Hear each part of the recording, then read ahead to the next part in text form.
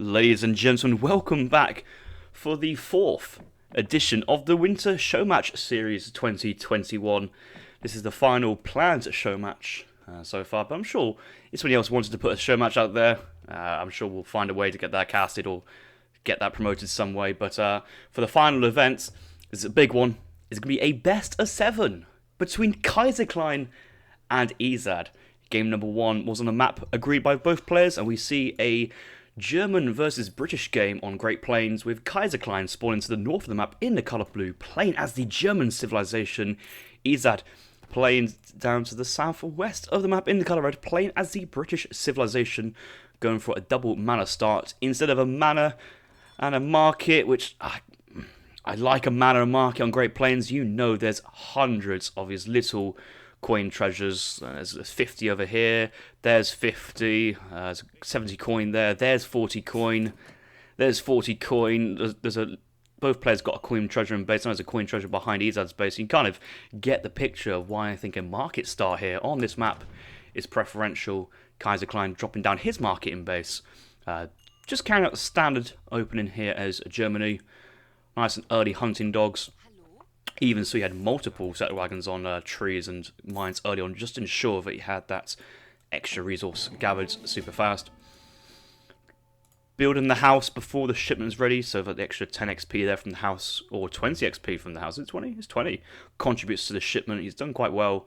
Getting on some treasures, getting some additional XP, and getting the shipment sent probably about 130 there. It's actually a good time there from Germany. All this extra XP they get in an early game really helps them, considering this is a massive, powerful 4 villager shipment, which is the 2 settler wagons. How's everyone doing today? We're excited for a bit of a salt showdown between these two players. Kaiserklein is a passionate player at best of times, and he did message me actually before the series to start, saying that unfortunately our big boy Kaiser is feeling a bit under the weather today. I think he said he was possibly showing symptoms of the big corona. So we wish him well, but I'm sure even Kaiser under the weather is a force to be reckoned with, even saying thank you to his opponents after a brief pause. Yuki asking, I wonder how does Germany win against Britain? I wonder how any Civ wins against the British. I think the British are an S-tier Civ. They are so strong and requires great play to play against them. Kaiser here showing great play here, aging up with a 16 villager age up here as Germany cutting one vill, but I think the phrase cutting one vill here is harsh. He's had such a good age one, early treasures really helped get that fast. Hunting dogs in there. I was only idle for about 5 seconds and going to play on the tempo to try and get up a bit earlier, get the shipments rolling, and maybe catch those raids in the British player base that's a little bit earlier. We are playing against Ezad though, a very strong player. I'm sure he's played the British multiple times, and one thing the British do very well is make manor houses. That's line of sight, that's villages, that's eco, that's everything. And although having lots of villages is probably not what you want versus a raiding civ like Germany, the line of sight, easy access to wood, the tower, potential pikes or muskets, there's a lot going on. But looking here from Kaiserklein, he's sending the settler wagon forward. Not opting to do in-base stable play here, but looking to possibly go forward for a forward tower or just a forward racks. Either forward tower and racks or forward double racks. Gone right in the middle though. I would kind of just like to feel that if you're going to do something as bold as this, you might go to the side somewhere. If Kaiserklein, if he was this side, it went this side of the water and dropped a racks here, you can definitely defend the middle trading post as well and maybe get a safe TP line as the game goes on. But as it is, Ezad is kind of just, ran around where Kaiserklein's forward tower is and has completely missed it. Not on purpose, not through bad scouting as well, just a bit of accident there. I mean, we could argue that he could split up the Explorer and Tomahawk there to cover twice as ground, but we do see Ezad scouts lots of wood being chopped. He sees that wood's being gathered up. He sees no coin being mined here. Alarm bells should be ringing. There is not a German stable play. It's going to be a barracks play with crossbows or a very greedy FF with double trading post, church maybe. So I think Ezad's kind of clocked it, and there's the barracks behind the outpost. Outpost covered in town centre covering outpost. That's exactly the positioning of buildings I really like to see. Outpost could be a little bit closer, but you see Ezad herding in as fast as possible. Not yet gathering up the coin. Does have one pike in queue. He's a fear in the early cav, but here comes an 8 crossbow shipment. On seeing the crossbows, he might get cancelled. The pike goes straight into a longbow batch. Outpost here working on the Uhlans, town centre on the Uhlans as well. Outpost here doing 45 damage versus the Uhlans. Crossbows moving in quite deep though, and there's I think these guys don't one-shot Vil, but neither of them. No, it's just you do need 10 crossbows to one-shot, so actually 8 crossbows walking through your town centre isn't actually that scary. But nice early pike batch here, putting pressure. Tomahawk pushing away the Explorer. Uhlans at the back, but will get picked off by the town centre. Just the 2, maybe 3. Oh, just the 2 longbows there. But longbows should be enough to put some pressure on. That Explorer is back at base, near enough full HP. Wood crate's being gathered up. But unfortunately, 18 Vils in the idle at the moment. It has been caught a bit of a difficult time. Sending 6 longbow, trained longbow behind. And let's look at Kaiserklein. Another 5 bows being trained. Next shipment, likely 3 set of wagons. He usually does like to play a bit, but the housing is a bit of an issue from his side. He may want to hold off and get a unit in queue first. Ezad doesn't mind. He's just going to build another manor house with all this pressure in his base. It's like, yeah, it doesn't really bother. Do you see longbows here trying to just reduce the siege threat here for the pikemen. One pikeman will take a long time to siege this outpost remaining. There you go, 1 pike in Q3, set the wagons, and enough longbows here to put an end to this pressure. And yeah, Kaiserklein, 16 villagers, 5 set of wagons, so it's about 21 kind of villager economy here from Kaiser, plus obviously the Uhlans you get. Checking over to Ezad, 24. Still has 5 vills, 600 wood. The outpost is still up, he might get that repaired. He probably should try and get that repaired if he's thinking about it. It's not a usual reaction is to repair buildings in Age of Empires 3. It should be more of a sort out thing, but lots of villagers, lots of safe hunt as well. Can't really get too many Uhlans raids. There's 2 double bison hunts there, and the 3rd actually coming in really, really close. So yeah, Kaiserklein now, the 3 set of wagons, they do actually come home, so he sends it home. A couple crossbows forward, but trying to get a house down, and at the moment it's just 3 crossbow, 4 pikes, 2 Uhlans. Yet I feel that the British player is in a very happy position for the time being. Outpost still at 391 here from Ezad.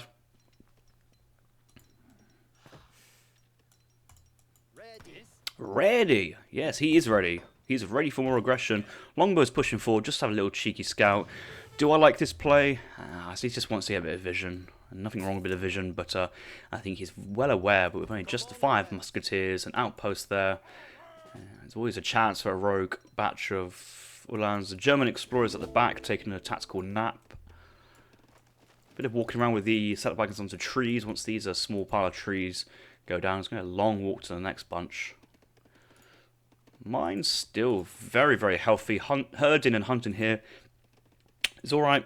He's got the bison nearby. I mean, the bison is very nearby most of his hunting villas anyway, so it doesn't need to be right underneath the town centre. Really going ham on the wood chopping here from Kaiserklein. Not really sending in a 700 wood shipment, just wants to get all it manually chopped. He does have gang saw. I expect him now to send 700 coins. I did see him drop down a stable. Or he might just do 700 wood and then go and mine a lot of gold afterwards, so he can kind of produce a crossbow and Uhlans. But Ezad's pushing out. Showing us the business here. 14 musks, 6 longbows. No Minutemen being called here from Ezad. He may want to go offensive with the Minutemen. Especially if you can put pressure on the outpost and force the response here. The response has been drawn out here from Kaiserklein. A couple of crossbows there, 9 remaining, looks like. Is trading off with the Explorer. Longbows getting some long-range shots, but actually, that's not... In terms of the size of mass, the crossbows are quite happy to move in and try and pick off what they can. Does he go for the musks? I think he goes to the musks here and let the Uhlans try and work on the longbows. Ezad is a little bit far from his base. I'd like him to make a fighting retreat now. But he does have 3 hussars from the stable. Ezad, this is a clutch play from him. This could be really, really nice. A couple more Uhlans from shipments. He got 3 Uhlans on the field. Pikes are just there, being pikes. Crossbows are still basically unchecked, but here come the 3 Hussars. Now the Uhlans have gone deep in trying to get onto the longbow line, but Muskets are having their other say. Kaiser's in trouble here, and he is in trouble. He had to make a fighting retreat back with the crossbows. And no unit's been produced here from Stable Barracks. This civ is so busted low. Salt meter is rising up after game 1, and I have to agree.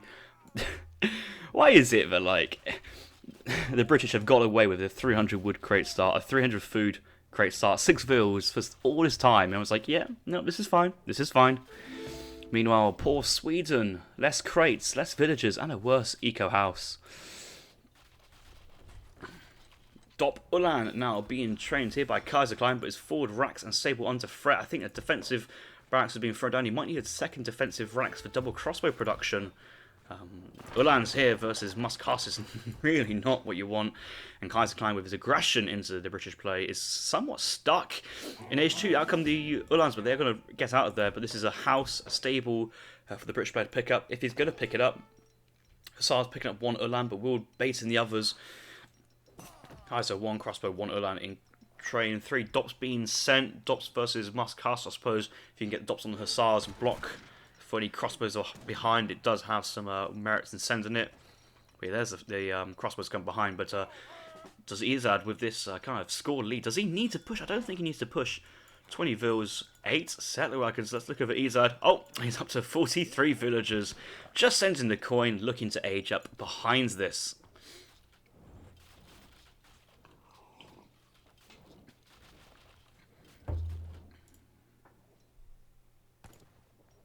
Ezad's line of sight does see a couple of lines moving behind. No actual villagers nearby, so it should be a quick dub and dip into the outpost. Outpost is fully repaired. A couple of villagers exposed, though. They do have their greatcoats, though, so Ezad taking a trip from the playbook. Get the greatcoats, protect your villagers, and win games. As easy as that as a British player. Just play Brits, make houses, get greatcoats, win games. And that middle position here from Kaiserklein completely wiped out. Kaiser trained another batch of 5 bows, 10 crossbows on the field, up to 15. Those Dops did appear. 3 Doppels, 12 Uhlans around, so there's a decent amount of stuff. Plus the Minutemen here. Ezad making the most criminal offensive, pushing while aging. Shouldn't really be doing this, but he feels like he's in such an advantage. He kind of wants to force Kaiserklein. Maybe he's expecting Kaiser to be aging as well, so it's kind of like a trades the age up for each player. Minutemen being called. A couple musketeers being pulled off to get the snare. Dops charging forward as well, and Ezad's in full retreat for the time being.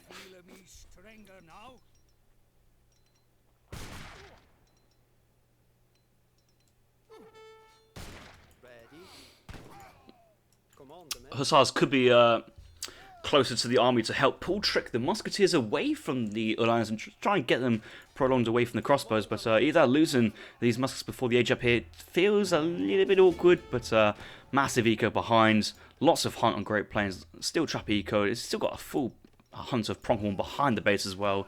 He's just going to sacrifice the musketeers and just try even picking up Uhlans, so getting some trade from it.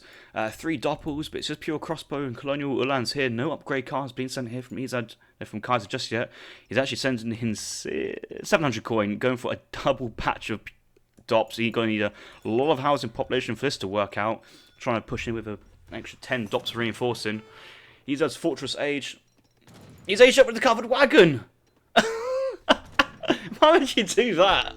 Oh, okay. There's a glimmer of light here for Kaiserklein. Double batch of Doppels into a covered wagon age up here.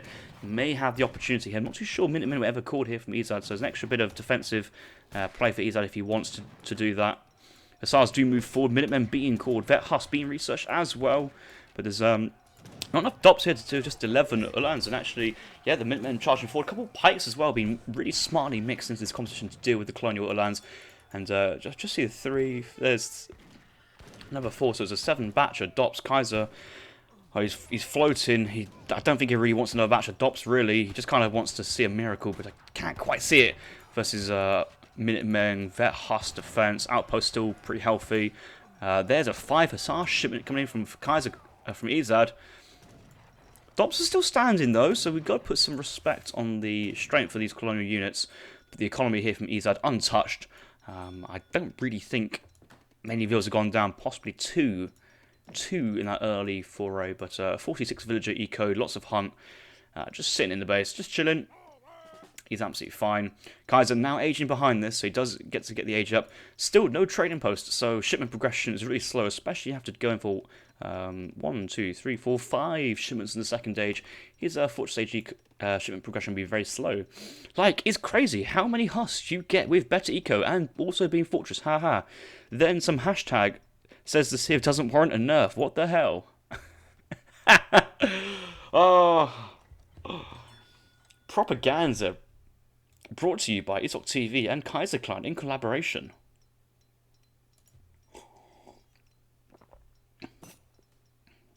Smiley face. I can't even remember the last time I saw Brit lose a game. I've generally been serious. Like, even when we see players like Yuki play Brits on the lads, he's like, oh, I don't really play this Civ. It's like, well, you just got a big win there over everybody you've played. Kaiser doesn't really play Brits as well, but gets wins. Like, I'd say Kaiser's an expert with Germany, but when it comes to like Brits, it's like, he just knows just enough to get by and pick up the dubs. Nerf every Civ but buff Dutch, yeah, I fully agree with that. I'd actually accept a Dutch nerf if Brits get nerfed as well. Like, I generally feel passionate about getting some good balance in this game, and I just don't feel that the Brits are in a healthy position in terms of how they compete with every other Civ in the game. Like, every other Civ.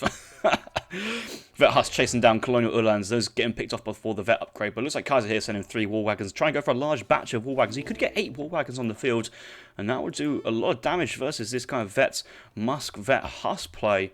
Let's look at Ezad, see what he wants them to ship afterwards. He's gone for 5 Huss, 9 Musk. Total Musks on the field, 17. 17 Musk and 20, especially when the wagons go straight into the Hussar mass like that. 2 on mid HP already, losing about 500 in total. Dops forming the front line, but the Z move here from the Musks, that's an easy pick up there. This is a Z move competition from the British. Easy macro, food goal for both units. It's not exactly had to warrant housing space as well. It's all there ready to go. Just keep moving in and keep attacking anything you see. But to be fair, he's lost so many Hussars. You got to put respect on the 6 war wagons in defence, but to the Musketeers in close. 27 out on the field. Now it's shipping 2 Falconets, and Hussars are on the crossbows. Minutemen 1 HP, and the war wagons have to keep moving.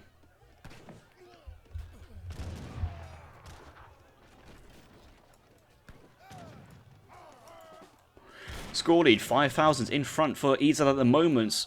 Kaiserklein, remember, he's slow on shipments, no TP, and already spent a lot of shipments age too. The distance between his shipments is a very, very slow and long time. We do see double town centre being thrown down by Ezad, so Ezad looking to go for a 3 town centre economy out on the map while pushing, and Kaiser cancelling the 8 skirmishers, going for the Jaeger shipment behind, trying to go Jaeger war wagon to round up his composition.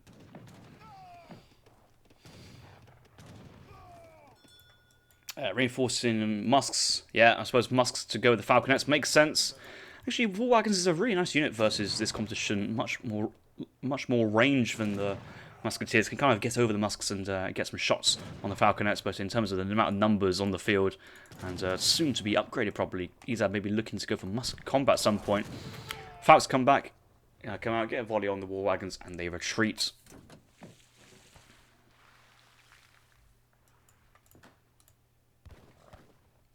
Timber.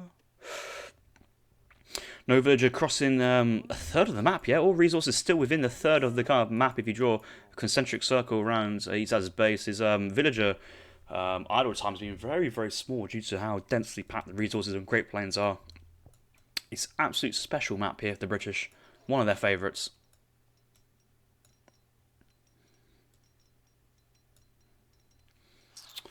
Kaiserklein dropping down a wishful town centre out on the side of the map. Does Ezad see this? He doesn't quite see this, but I think he just wants to push over across. I think he realised this coin mine he can't really go for. Both coin mines in base have been gathered up. If you look at map symmetry, you can realise that there's coin mines out on the eastern side, but not to the west. There's no coin mine over here, so Ezad's going to keep pushing across. And as we can see, Kaiser was on the coin mine, and his next available coin mine is the one being sieged underneath the town centre where the Musks are. Kaiser currently out of coin, no coin income here for Kaiserklein at the moment. But Ezad's having no such issue here. Musk combat coming in. Oh, a couple of war wagons actually intercepting reinforcements there. That's a very nice little pick up there. Jaeger's out in the field. And the comeback is on, you could say, here from Kaiserklein. Strong army competition here. Really depends how cheaply Kaiser can pick the Falconets before the Falconets rip through the Jaegers. Obviously, Jaegers still to get one shot by a falconet here. It's a very expensive unit to lose to the artillery, so be very, very careful. Ezad looking to go for the 2 cow treasure here to show the dominance. Maybe wanting a bit of extra XP, but actually in the meantime just letting his opponent just get away a little bit longer. Oh, the recorded gameplay is finished. I think Kaiser's just salted at the moment. I don't think he really sees a way into this one. I think the resign comes there, and without having to contact the players to see who actually won, I think I'm gonna have to give that one a Ezad victory. almost said Kaiser there. Whoops. I think we can go for a tie. Gets replayed, but yeah, Ezad aging up while pushing, triple town centre, Z move, military play, and getting the win over the greatest player of all time. So well played to Ezad. Gotta love that. I don't know who's got more salt at the moment, Kaiser or me watching that game, that matchup. But I gotta say, Kaiserklein pushed him with 8 crossbow really early, really nice. But when you go for that aggressive of a tower rush, it is quite hard to sustain that pressure. The military population never really grew past 15, 20 units, went in quite quickly. Did have Ezad caught in the back foot, but Ezad with a 6 longbow defensive shipment, town centre, and outpost fire, very smartly microed on the Uhlans. The cavalry went down pretty quickly, and I think Kaiser was pretty much housed around when he tried to go for the 3 setup wagons, so he kind of held on a shipment for a little bit longer than he ought to. Yeah, the 3 setup wagons came in really late in the second age, and that was card number 2 to keep up with Ezad's villager population there. But once the 700 wood and the 5 came in, was this even 5 I don't think it might have been. 6 longbows, chopping. Yeah, it might be just 700 wood, no 5 we'll have to, doesn't really matter. Managed to get a bit of an advantage there in terms of economy. Quite a lot of the time, Kaiserklein was chopping wood to produce crossbows, where Ezad was on much faster gathering resources of mainly food for the musketeer hussar macro, and all looking good. Getting a really nice fight by the mid-map, middle base. This is where Ezad pushed out, and Kaiserklein tried to defend with Uhlans coming across, couple of crossbows, but the hussars switched from Ezad, cleaned up the bows, and Kaiserklein had to build back in base and gave Ezad the opportunity to age up behind there. So, yeah, that was game number 1. GG's, and we'll move on to game number 2.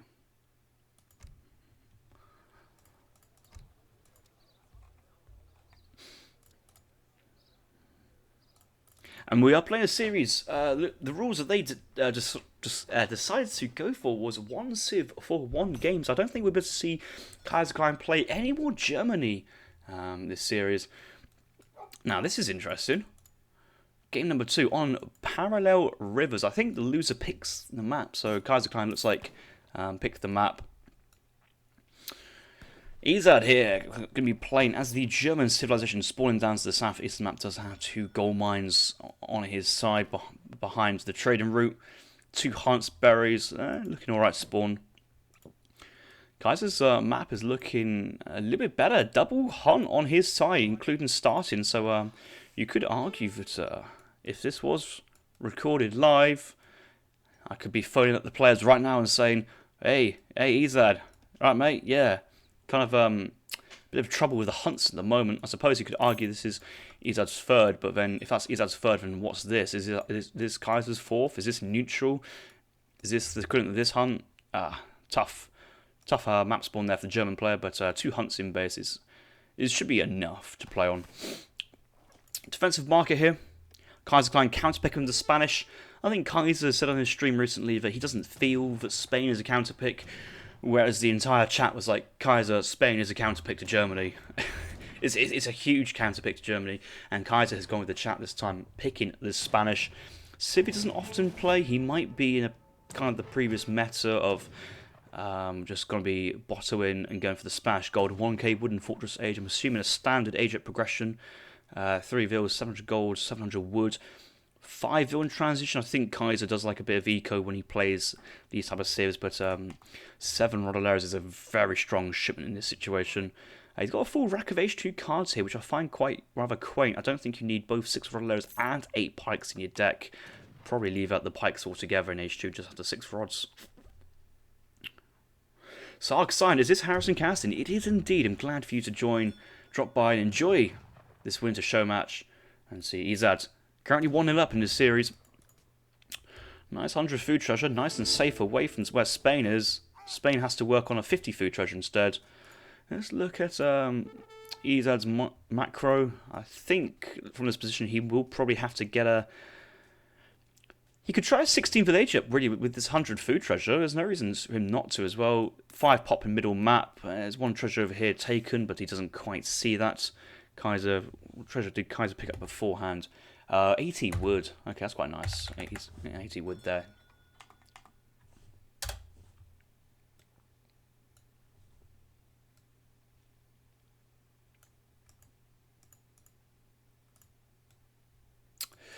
$40 wood over here for Ezad.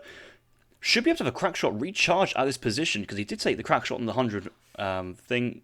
100 food treasure, which is very nice because he does have the train post, wood treasure here, very smooth from Ezad to go from one to another. He's just waiting, there's the crack shot, nice and secure, and actually going to go for the 16 villager age up, nice and cool. Ooh, move set the wagons a little bit early, that does cost about 2 or 3 seconds on the age up there.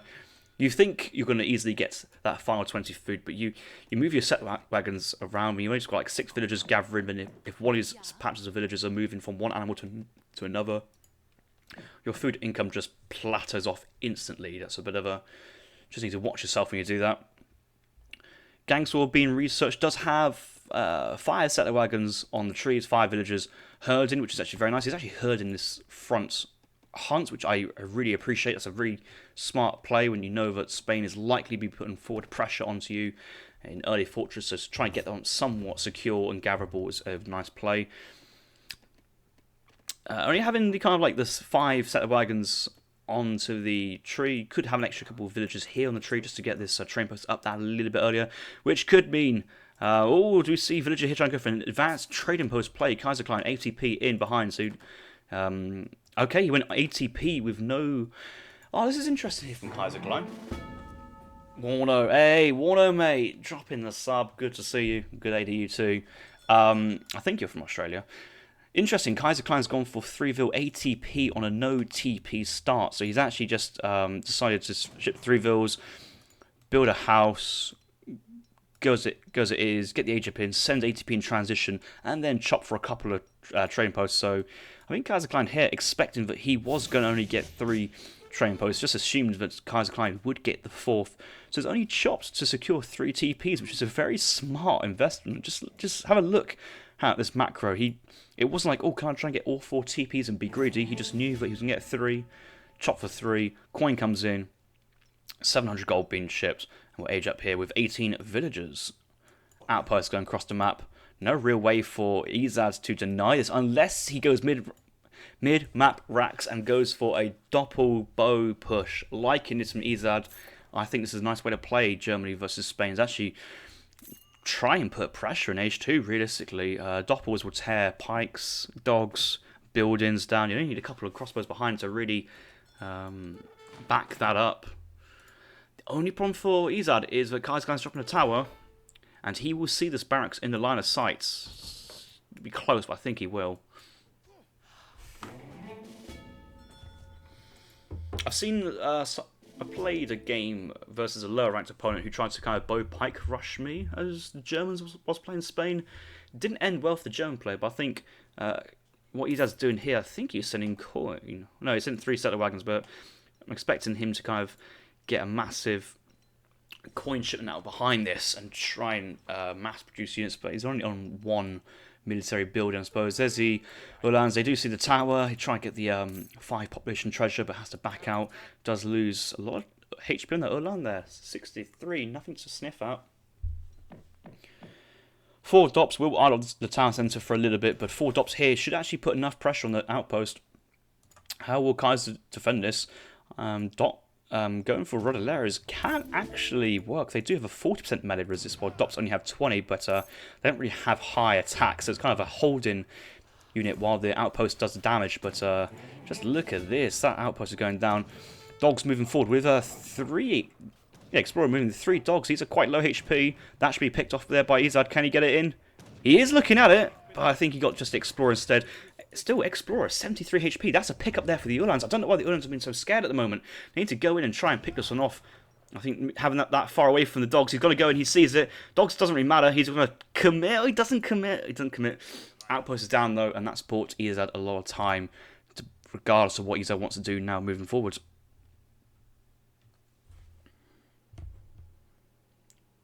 Old School is saying he will gift 15 euros for the winner and 10 euros to the loser if I can spend the money to Harrison and you sent the players.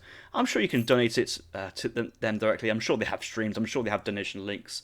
I'm sure, Old School, it is the Christmas spirit. I'm sure you'd love to donate to all the winners of all the previous winter show matches as well and get the ball rolling there. And I'll message everybody so far of your kind generosity. I'm sure Lionheart would love to take your money. Oops, spoilers. Spoilers. That was the second series. Lionheart versus Tom. 3 starter wagons, 700 wood, dropping down stable afterwards on the wood. Getting now steel traps has a whole round number of 100 wood behind, so chance that's going to be three houses or one more house and a vet. Upgrade could be vet Dops if he wants to go up, but with the stable being dropped this early, it's going to be just Dop Ulan play carrying on from here.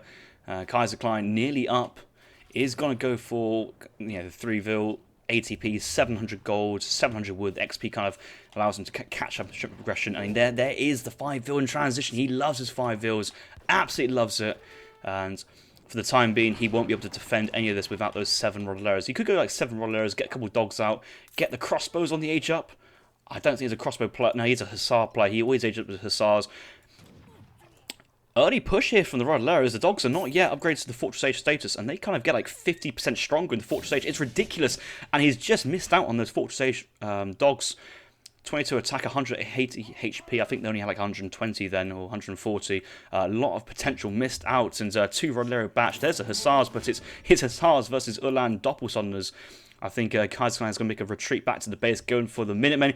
Spanish Gold is being sent from Kaiserklein. I told you Spanish Gold would be coming in. That's a typical Kaiserklein play, just playing to the standard meta and just letting his unit control micro shine. Nice surround here from Ezad. Can he get double snare? Yes, he can get 2 attacks. 2 rods here. I don't want Kaiserklein to be scared of these 2 rods, actually. Just maybe sacrifice 1 or 2 Uhlans. He does that. Dops do come in to reinforce. Unfortunately, Dops can't really keep up with the Rodoleros. But yeah, those Uhlans, Hussars there from Kaiser on the age up, haven't quite worked out just yet. Trying to raid a German opponent is always not a great idea. And Ezad's milking Kaiser here. What a great pickup there, and puts himself in for a good position as the game goes on.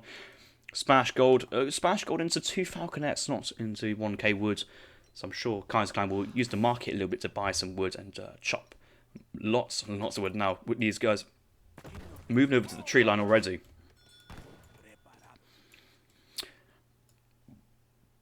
It's a bit surprising here that Kaiser's gone for another 2 batches of Rodoleros being trained. This is the kind of the time where you want to start getting some sort of skirmisher count growing, because you can't send shipments of skirmishers in the next stage. You kind of have to just make that kind of count up yourself. I know he's going Falconets here, so he wants to kind of go for the heavy infantry with the Falconets to cover, but he's likely be agent behind us. Let's check how far he is. Yes, he's actually nearly up. We have a shipment ready to go.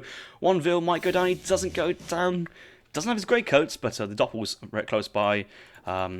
Getting a trading post on this just to slow down and buy time for German to kind of get on with what he wants to do. There's Hussars nearby. Oh my god, there's a lot of settlers moving on to the next gold mine. And Ezad should know that there's a potential for this going heavily wrong, but it does have 2 low HP. These guys can get great coats. Oh, Ezad's going to see these. I don't think the Hussars here really know about the gold mine. He sees the gold mine. He may turn back on the gold mine, but we do see Ulan stop side trying to get a raid in. Might pick off, I think he picked off 1 bill actually, but Rodders are there to intercept and meet. Rods here, low siege, doing not much damage. Rodoleros are like a very poor version of the Mexican insurgente, you could say. Jokes. No, that's one thing insurgents have over pikes is the speed, movement of Rodoleros, but the siege of a pike when it's there. A really interesting unit, very annoying to deal with. And Ezad's here looking at a 3k score advantage. The ball is in his court for the time being. 3 war wagons actually may find those hussars, but the hussars are going to carry on their rain potential. Dops still on the field. Falconets with the Rodolero-based army here. Now, to be fair, I don't really see the the Dops wanting to engage that army head on. Falconets can do massive damage versus the Doppelsonders, also going down in 1 hit. Maybe veteran Doppels actually might take that over 300 HP. That means they could survive a Falconet.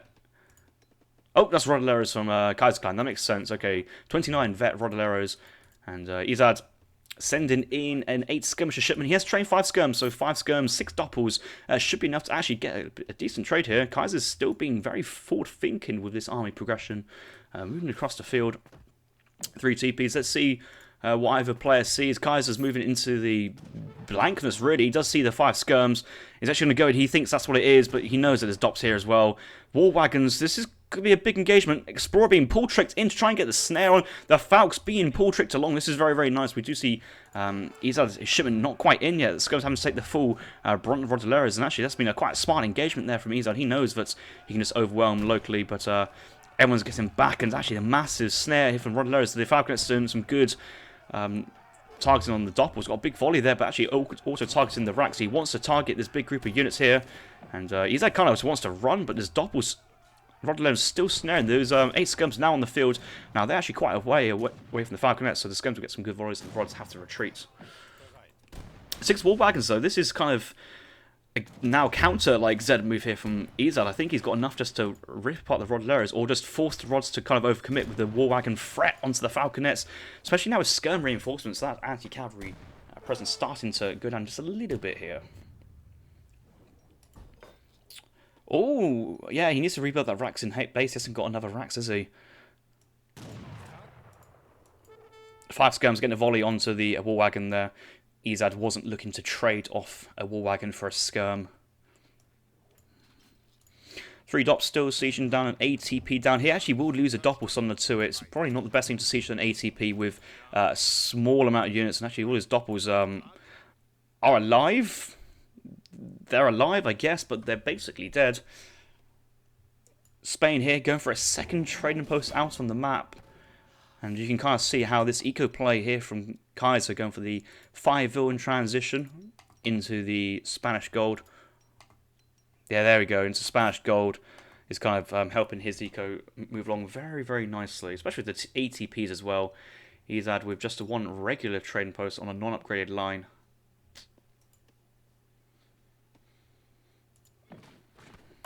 Black Riders now coming in here from Ezad. I've kind of had this situation before where I've felt that Black Riders is my way to get into the situation, but actually maybe going Jaegers and building lots more war wagons to try and get to about 9 or 10 to kind of 16 range on the Falconets to kind of attack over the Rodoleros onto them. It's quite nice. He needs to consider that 1 Falconet is near enough half HP as well. Kaiserklein going for the 5 Lancers to try and kind of give himself an extra dimension to his composition is interesting. Lancers here, apart from putting pressure on the skirmishers and being a veteran unit with 30% range resist, I'm not really too sure how... What I'm thinking, would it be better to send 1k food here instead, 1k wood instead of the 5 Lancers? He's very right to not send 5 Hussars. I don't really think 5 Hussars should be in a Spanish deck if you have the access to 4 veteran Lancers as well, considering these are already teched, have much more HP than a... I think they have a little bit more HP than a base vet Hussar, but certainly have more effective ranged HP as well. Here comes the skirmishers, 17 here from Kaiserklein. Imagine up to 17 now. Ezad 17 as well with an 8 skirm shipment already burnt. He's kind of missed his opportunity to get that skirm advantage. Black Riders have been shown from Ezad. Kaisers know that advantage, but actually Kaiser be very happy with his competition advantage. I think he's got the moments here. Falcon's getting a massive volley onto the skirmishers, at least 5 going down in terms of HP value. There's a second, and it's 10-pin bowling at the moment, 5 going down, Rollo's charging in. There's no unit here to really body block the skirm. Doppels are kind of dwindled, he hasn't really remastered Doppels, and hoping that the Black Riders with a 40% melee resist can do pretty well versus the Rodoleros. Actually, they look like they're tanking quite a bit. Ulan's going charging straight onto the Falconets behind, and with enough units behind, looking pretty close, pretty dicey, but massive still 6 war wagons. We still have 8 Black Riders. Lancers weren't in that fight. Now being called in as tactical reinforcements. And Kaiserklein dropping the air. Can't even play today. Types the GG. Ezad taking it. The series. Not series. Taking the second game. And leads the series 2-0. 2-0. Winning the German versus Spanish matchup here. Kaiserklein going Spain Eco. Ezad going aggressive. Dops H2. Put pressure. By the time for the age up. Nice little play there from Ezad, and I think people watching will also agree that H2 backs play there from Germany made sense. I'm very happy to see that. Minutemen called later on, but they didn't quite make it to the fight. Would those extra lances make too much difference? I think they could have brought some difference.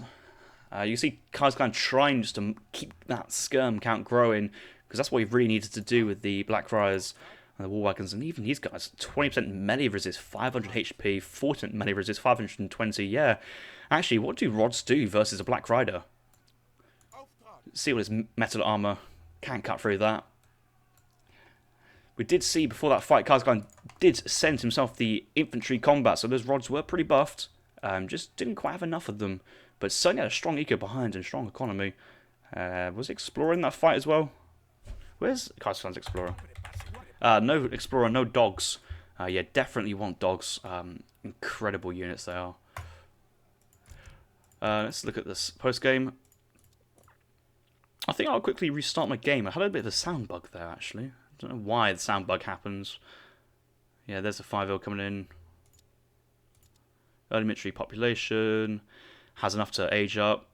It does kind of give up that lead, and that early push there, Ezad was under pressure, but the 8 skirms came afterwards, and that was just enough for Kaiserklein to back out. Ezad still had 6 war wagons if Kaiserklein really went aggressive there, pushing to try and pick off the Falconets. Black Riders came in and took the fight as soon as the Merc shipment came in, which was a very nice play, and got his rewards. So, GG, resources gathered, yeah, really, really close. Kaiser always catching up, but Ezad was ahead early on in the game. Let's move on to the next game. In a second, I was going to quickly restart my game due to the sound bug.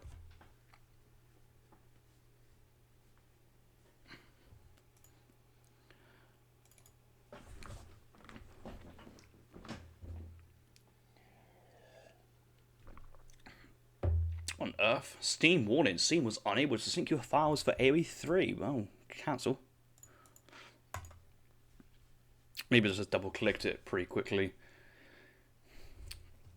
Well, that's loading. Let's see who else is around.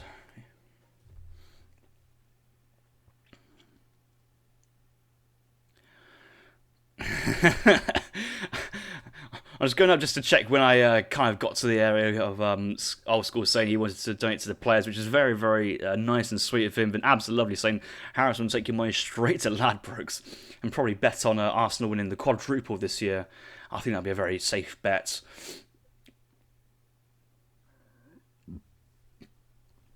Pardon me, maybe I should stop drinking beer while casting. You could hear all my burps. My beer burps. That's probably not what I want. Okay, is this loading? Preparing to launch? Okay. Cancel. Come on. It always takes like ages for me to load up Age of Empires 3. I see some people like open up the application and get in so fast. I just can't understand how their programs load so fast compared to mine. It's not one my system's bad. It's just I click on any other game, bam, you're in. This one just takes like 10 minutes to think about what it wants to do.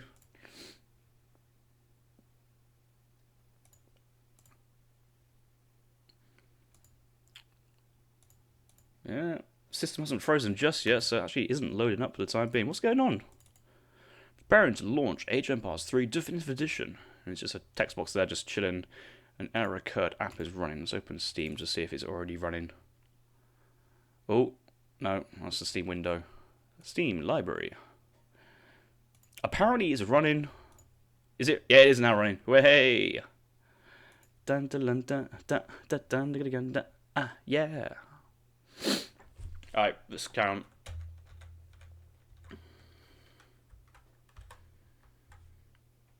Let's close that. And I just want to quickly just skim through the chat just to see if anything funny there. Shoot through there.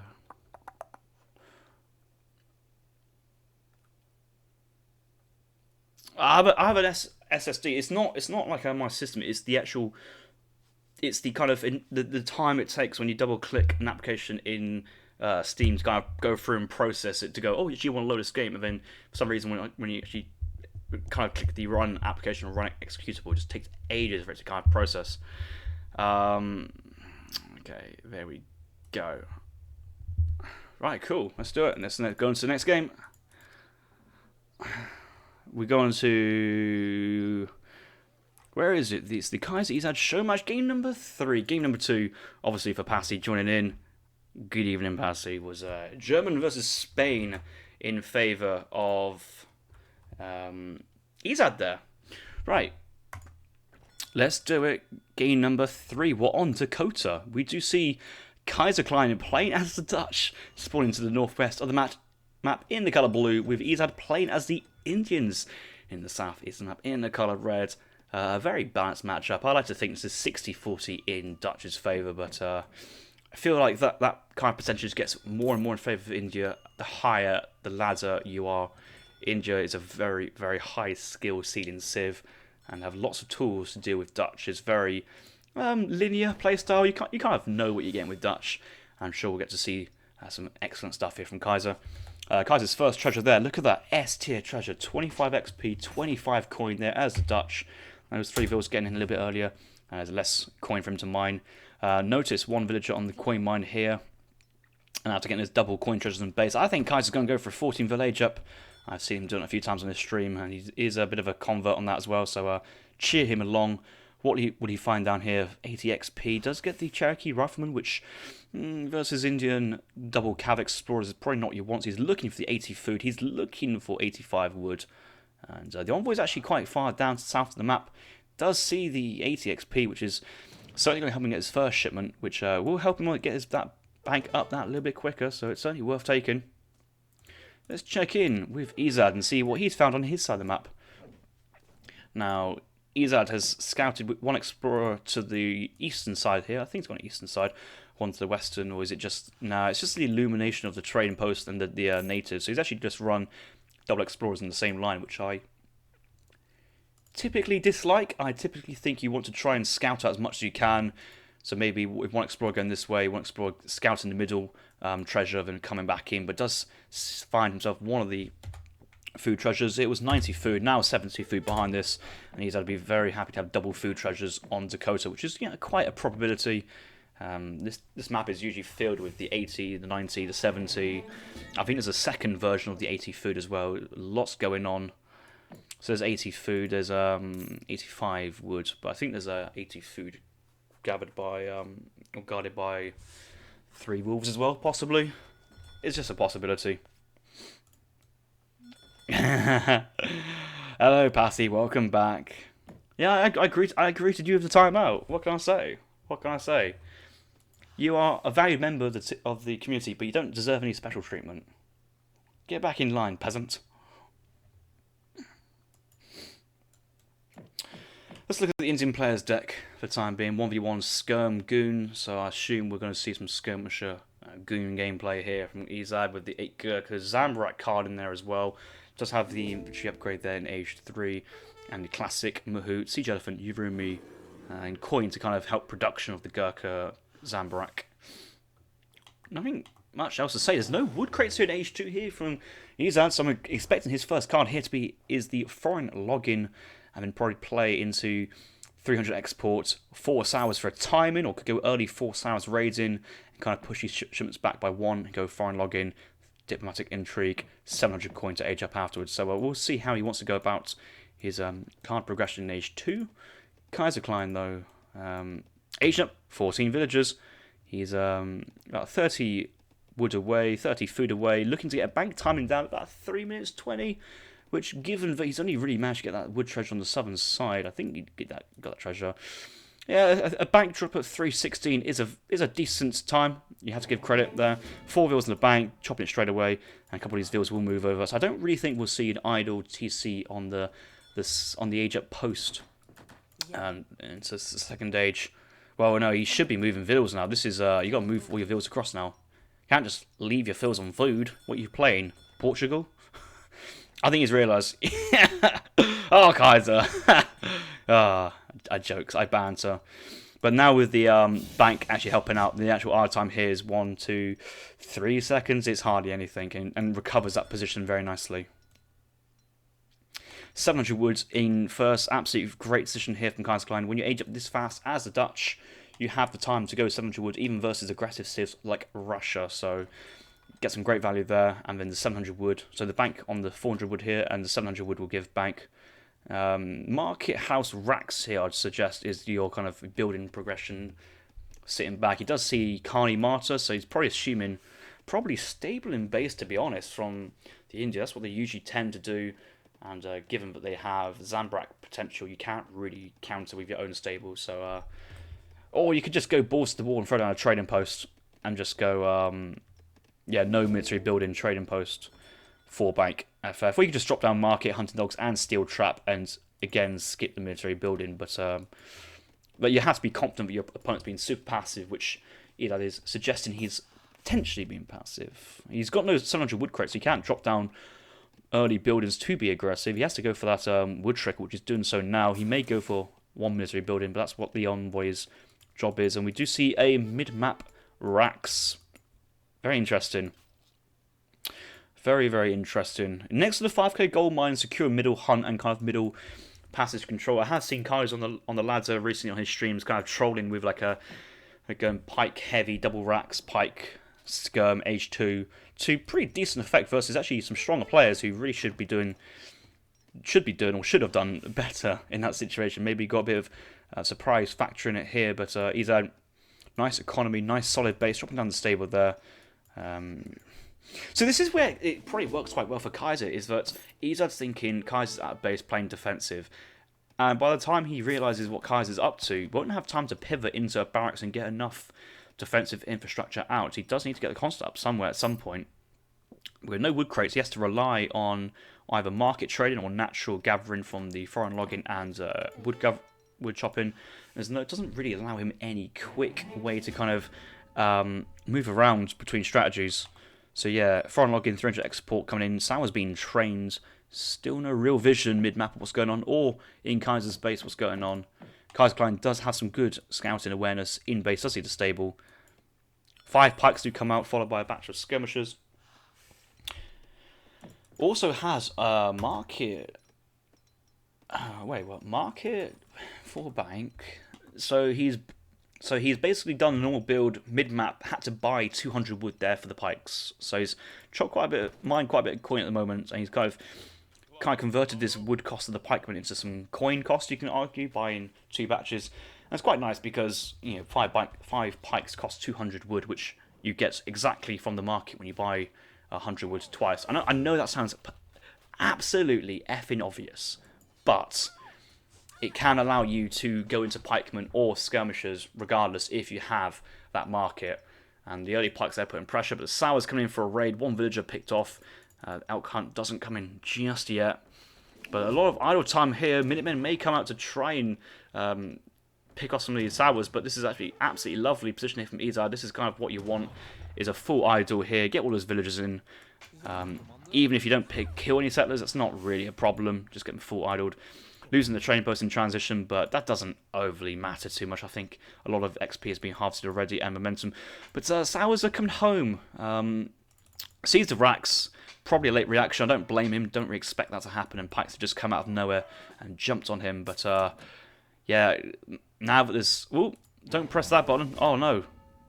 Oh, my... I'm an idiot. Ah, shit. That's decent enough speed. I just accidentally hit the fast forward buttons. But I think we're about a decent speed. Might be a little bit under a tempo now. Make sure I not do that for next game. But I can speed things along just in case. Sorry, don't blame me, blame the game. It's the arrow for change player looks very similar to the arrow for speed things along. I know they're not necessarily in the same place, but accidents happen. Oh, I've accidentally queued into Quick Search a game of Dutch. Oops, my bad. That kind of type of accidents happen. Nice native scout in the middle here from Ezad. Yeah, look at that. Nice vision. Sees where some pikes are going.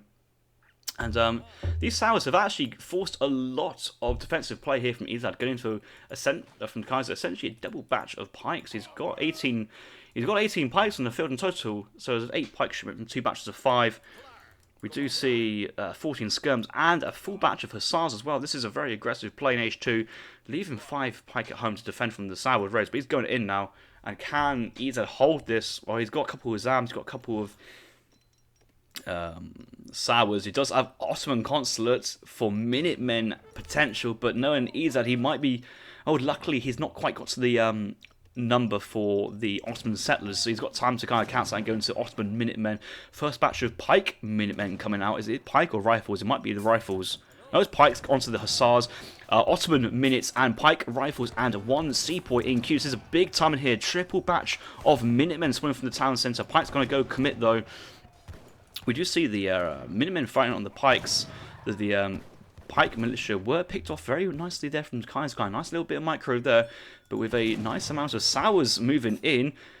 Did we see the Ottoman hussars would get trained as well? I think they've already been and gone, possibly. They might have already been utilised on the battlefield. Or unless he went Ottoman villagers first and into Minutemen, no hussars. Okay, Minutemen front line taking the pikes will go down pretty quickly. Does actually pick off a decent amount of pikes. And these guys, they're not heavy infantry. I don't think they're heavy infantry, so they don't get countered by skirmishers. And in the meantime, gets a decent enough pickup on the pikemen. But once these pikes go down, this army is very vulnerable to Sours, to elephants. We've got a big subscription there from Judge AOEO, dropping in 5. Thank you very much. Guys, 16 skirms, 11 pikes. Not actually aging behind this. He's still coming into the aggression. 700 food coming behind this, and he might try and. He's definitely got to finish his batch of. Does he need to finish the batch of skirmishes? I don't think he really does. He needs to really prioritise his hussar batch, I would argue. I know naturally it's like, oh, complete the batch which is going to finish first. He's got enough skirmishes here, and what he does see is mainly a camel-based army behind this. Yeah, so crits are being gathered up now. Enough resources here for a 5th bank, and he's going to go for the 5th bank, which I dislike going 5th bank in the second age. It doesn't give you that much extra eco in terms of a percentage of coin eco you already have. The XP, great, you can maybe get access to another age 2 shipment, but when you're dealing with 3 hussar or team infantry HP, it's not the type of a shipment you want to send. Massive raids! 8 hours on to villagers with no great coats here from Kaiserklein. He's going to quickly go straight to the market and get his great coats. 3, 2, 1. No, it's not. He's going to keep pushing though with his skirm pikes. He's going back. Where's his hussars? He's only got 2 hussars. It's not ideal. Nice raid though. And Kaiserklein somewhat at the moment trapped between age 2 aggression and agent behind this, which I think he's siding towards the agent outwards. But this massive food eco idling here is really giving Ezad time. And the skirms are coming home, the pikes are coming home, all the pikes are coming home, and the Sours are getting away. The problem on the hurdle on the right side not quite being achieved here by Kaiserklein, thanks to that early raid by Ezad. It's really putting some pressure. There is 3 hunts over here, high HP and high food still left in it, so it's not the end of the world. Massive information. Ezad with the native scout, seeing where the skirms are, and Ezad wants to try and pick off those skirmishers, but does see the pikes from the scout and backs off. Nice little play there. Nice little play.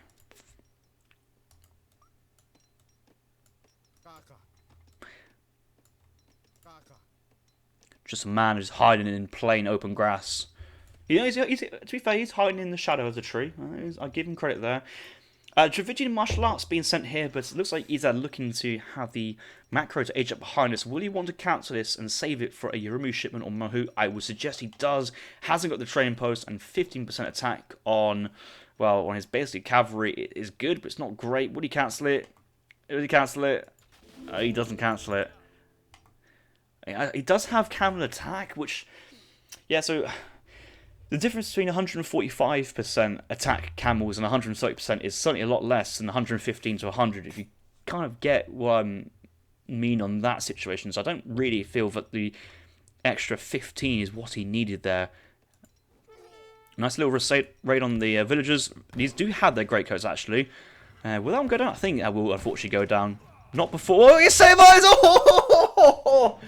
Why do I get so excited over shitty things like that? Oh, Camel Ray coming back in again. Kaiser is already up.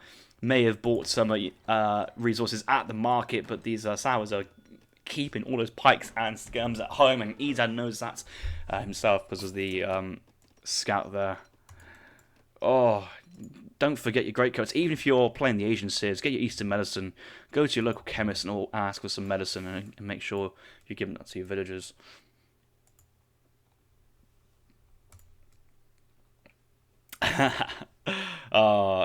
Anomalously, I like that. This will give you cred, straight cred. I can't remember what taunt it is, but it's Stuart from the campaign who says it, and it's just like a very posh sounding British kind of officer trying to sound like gangsterish. It's quite funny to listen to. Oh, this pikeman can't get into formation because he doesn't know how to walk forward. But actually, there's a man in front of him, but you can't see him. Hashtag stealth mechanics, Age of Empires 4. Age of Empires 3, actually. Swiss Pikes here from Kaiser, first card. You've already got enough pikes as it is. This is... I mean, you're assuming that Ezad's going to go for a Mahout shipment, but when you've got so many Sours already on the field here from Ezad, you don't really need Mahouts to help your competition, because you already got that competition there advantage for you. What you really want is a Yurumi, and Yurumi just absolutely decimate Swiss pikes. Well, certainly in a 1v1 situation, and actually when you've got this many pikes, and when you've got all these pikes, you kind of sometimes want to just jam them in. Yurumi will happily receive those pikes and send them back to the Netherlands.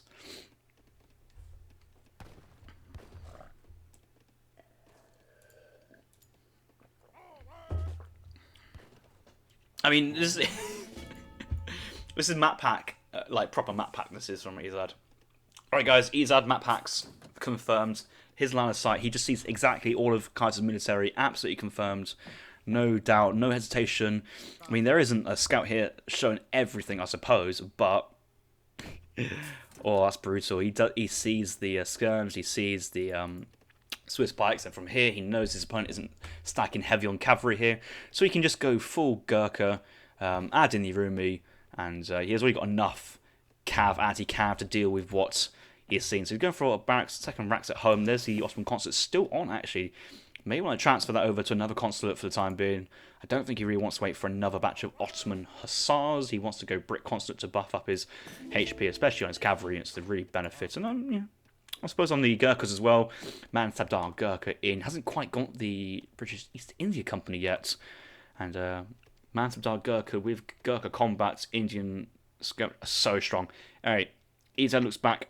Army's not there. It's on the move. It's coming in. Is Ezad ready for this? Oh, his first shipment was eight skirms. I suppose that's fine. You really want the opportunity to send in like a powerful shipment like the Mahouts, Siege Elephants, or Yurumi for the food cost, because it's so much bang for your buck. But the attack's coming in now with Vet Hussars leading the way. Kaiserklein, another batch of 5, train 5, shipping 5. A couple of disciplined sepoys come forward. And drag box micro, skirms goes to the back, camels goes to the front. Villagers tanking the pikemen as well. Kaiserklein, double batch of skirmishers being trained. Ezad's just finished a batch of... oh, he's just training it, starting a batch of skirms, unfortunately. No skirm coming out. The Mahout's actually tanking it live, but all the pikemen are pretty much on the western flank. Mahout's going to the top, trying to find the hussars. I think he wants to pick up the hussars first. But overall, a lot of villagers went down there for Ezad. Still on a high number, it has to be said. But the Swiss pikes have gone down, and there's still enough Zambraks and units here to deal with these hussars. That Mansabar Gurkha is still full HP as well, and probably just enough units as a whole. Well, it's getting tight here. Sauer's being sent actually the moment he's chosen to keep that Yurumi shipment because he's already gone through the heavy infantry. This is smart play here from Ezad. He's just getting that right shipment for the right job. This cavalry explorer in A3, huge for India. I'm not too sure he got to see any stomps there. There's a stomp there, but no real kind of stunning animation. That's a batch of 5 disciplined Sours out, and it's just skirmisher Hussar. Gurkhas are still chasing. Mansabdar has gone down. Kaiser has successfully found which one is the Mansabdar. But here come another 6 Sours here behind us. 6 Sours. Cavalry line here from things going down. Skirmishers being rallied. Middle map here from Kaiser. Defensive pikes. There's some more Hussars coming. But He needs to move him across, and yes, he does. But still, though, he does have 43 skirmishers, and Ezad is going to sit back a little bit longer. Town centre being thrown on the western flank.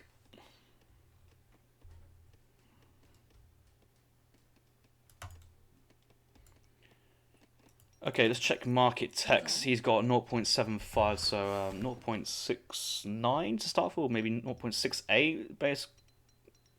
No, it's 0. It's just 10% now, isn't it? Yeah, 0.66. Let's put it this way. He's just got himself place. It's just place of mines. I think it's just place of mines. Why is this so hard for me? It feels strange. It feels like he's got. Yeah, it's 15%, not plus 10. It was plus 20 a while back, wasn't it? Yeah, it's just place of mine on the coin there for Kaiser. So there's a lot of coin income coming from him. He's actually got a lot of food, and he will get a full batch of skirms here, but he's training up a Reuter behind us, but only 4 villagers on the coin mine at the moment, and lots of villas carrying on food. This is not exactly ideal for him, but he's moving forward to the gold mine.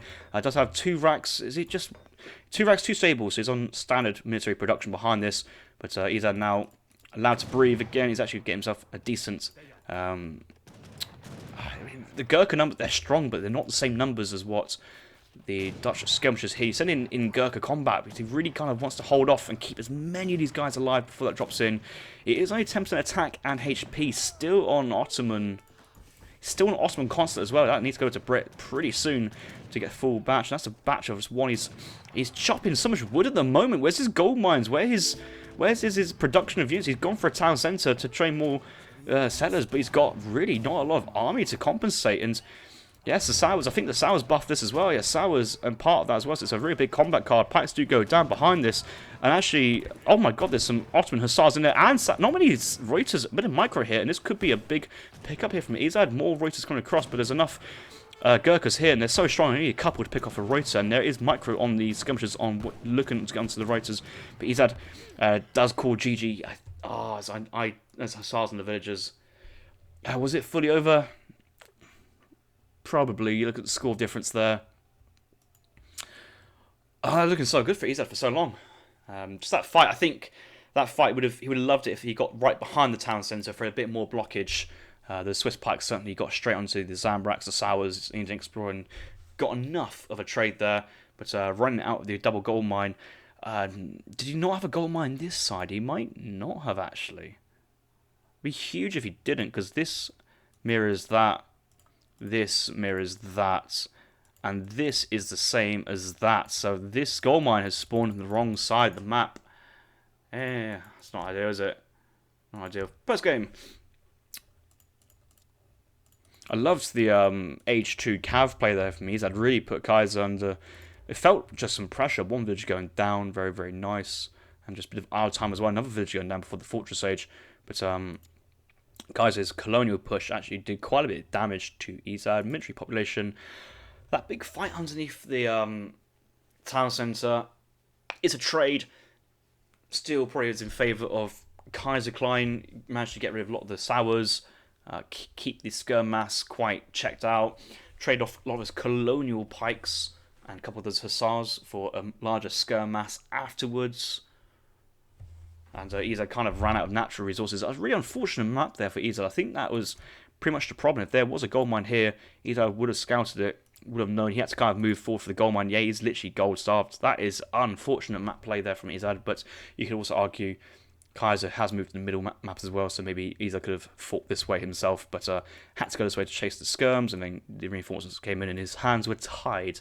You can argue in that situation.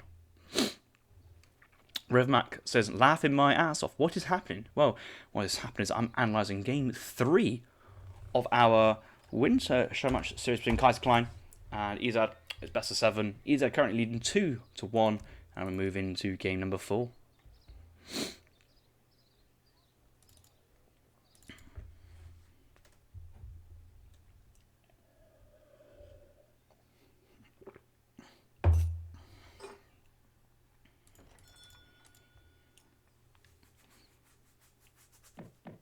Game 4, we are on Hudson Bay, or now it's, I suppose it's now called Saguenay.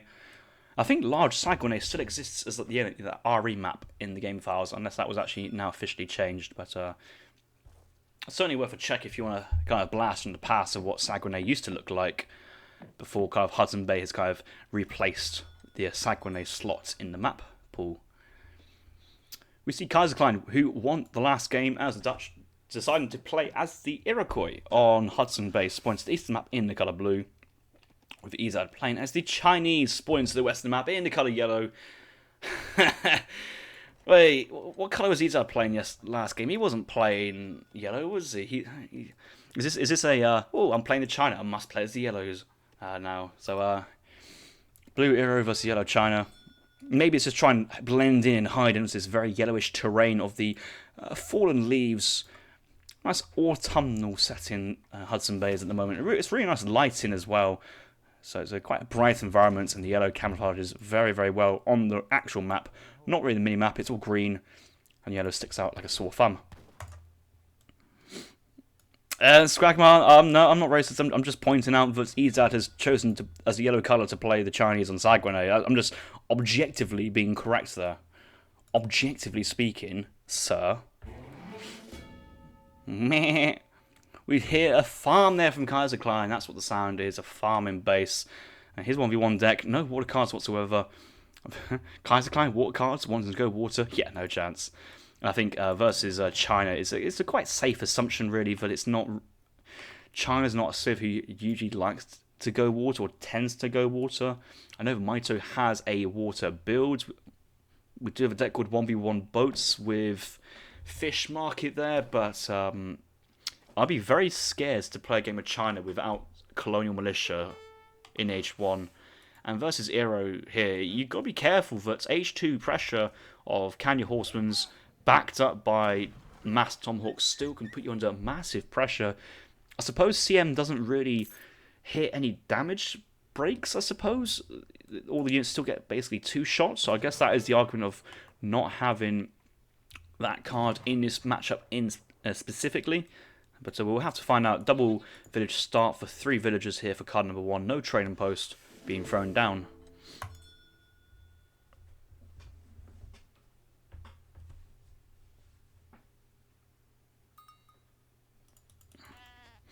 Three sheep making their way back to a village. Village doubles up as a livestock pen.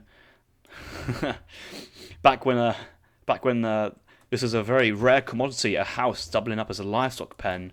But now we have the Mexicans, which is a livestock pen which doubles up as a mill, as a plantation, as a second mill and plantation with 20 slots, a garrison point, huge line of sight, and potential for range attack and population storage. So there's a lot going on for the Mexican haciendas. These villages look very plain in comparison.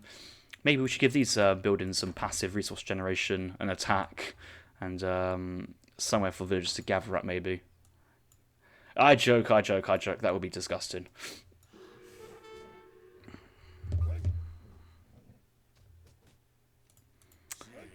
Stun on the wolf. Disciple here, taken down. Be pretty quickly, getting the nuclear treasure as well. That's very nice, and do you know why? That's very, very nice. I'm expecting a forward travel after the age up here from the Aero player to go mid-map, forward war harp, put some pressure, maybe secure the map and try and go for a stagecoach play with 700 wood. Now, looking at this version and spawn, I think this trading post is takeable here from Kaiserklein if he wanted to go for the trading line, and so is this trading post. I don't think Ezad, if he wanted to take the trading line, he won't, but if he was going to, I don't think this is possible. I think it's too close to the town centre. I may be wrong on that one, but this one feels a lot more possible for Kaiser to take. Kaiser here is getting the Great Feast in transition, so an extra hunting upgrade, very expensive, but you take what you can get. He's aging up with the Chief, the 3 vills, not going messenger to age 2, just going for 3 villagers, and probably wants to go to the 3rd age and play more skirmisher, just more his style, more semi-FF, more semi-FGAF gang territory.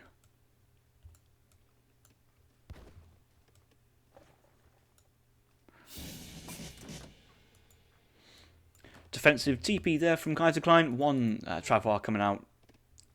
5 vills being sent here. Vills being trained as well. The vills gets cancelled. He's going early Canyas. Okay, that will hurt somewhat semi-defensive. I mean, he could be a little bit pushed a little bit more forward, but it does secure the gold mine and the hunt. And I think that wall hut will be built before that shipment hits the floor, so he should be able to get that Kanya shipment spawning out the forward wall hut to really put some fast earlier pressure. Ezad does have one villager forward to herd in this moose hunt, which I think he will be able to achieve. He should be putting this with the highest priority. Castle coming down with Ezad. This is a nice little play. Sneaky play here from Ezad. Does he see what's happening? No, he doesn't. No, he doesn't. He's got all his gang up in one block. This really should be forming a blockaded line of sight from here, there, and here to check anything coming across the map, and he should be putting pressure. Look at this 28 siege attack. You could at least taken out 200 HP or 400 HP from the war hut. It would still go up. Okay, war hut does go to the forward. No, Canyons go to the forward war hut. 7 Canyons being sent. Not prematurely, but preemptively in the sense that he didn't really know what Kaiser was up to. Crackshot does come in, and the 4 Canyons engage the 7 steps. 7 steps really focusing down the Era Explorer here for that 100 XP. Disciples being trained here from Ezad. Tomahawk's being pushed forward here from Kaiserklein, exactly what he wants, but those Canyons are already under trouble here. There's a lot of units chasing one Canyon, so a nice bit of micro there from Kaiser, pulling those units away from the fight. Tomahawks come in, and now the Step Riders and the Disciples have to back out. We do need some more units here from Ezad if he wants to keep hold of these colonial units like the Minutemen. Does have a Minutemen match available. Turning on to the Canyon Horsemen, but it might just want to sit underneath the castle and town centre instead. Remember, no CM available here for Ezad. CM and Castle Fire would one-hit kill a Tomahawk together, though, so there is a potential usage there for CM. We do see Keshik Step Batch being trained here from the castle. I suppose he doesn't have a war academy, but this is not the type of army you really want versus a Civ which has access to strong musketeers, strong archers, and strong Age 2 upgrades. The conservative tactics and infantry attack HP.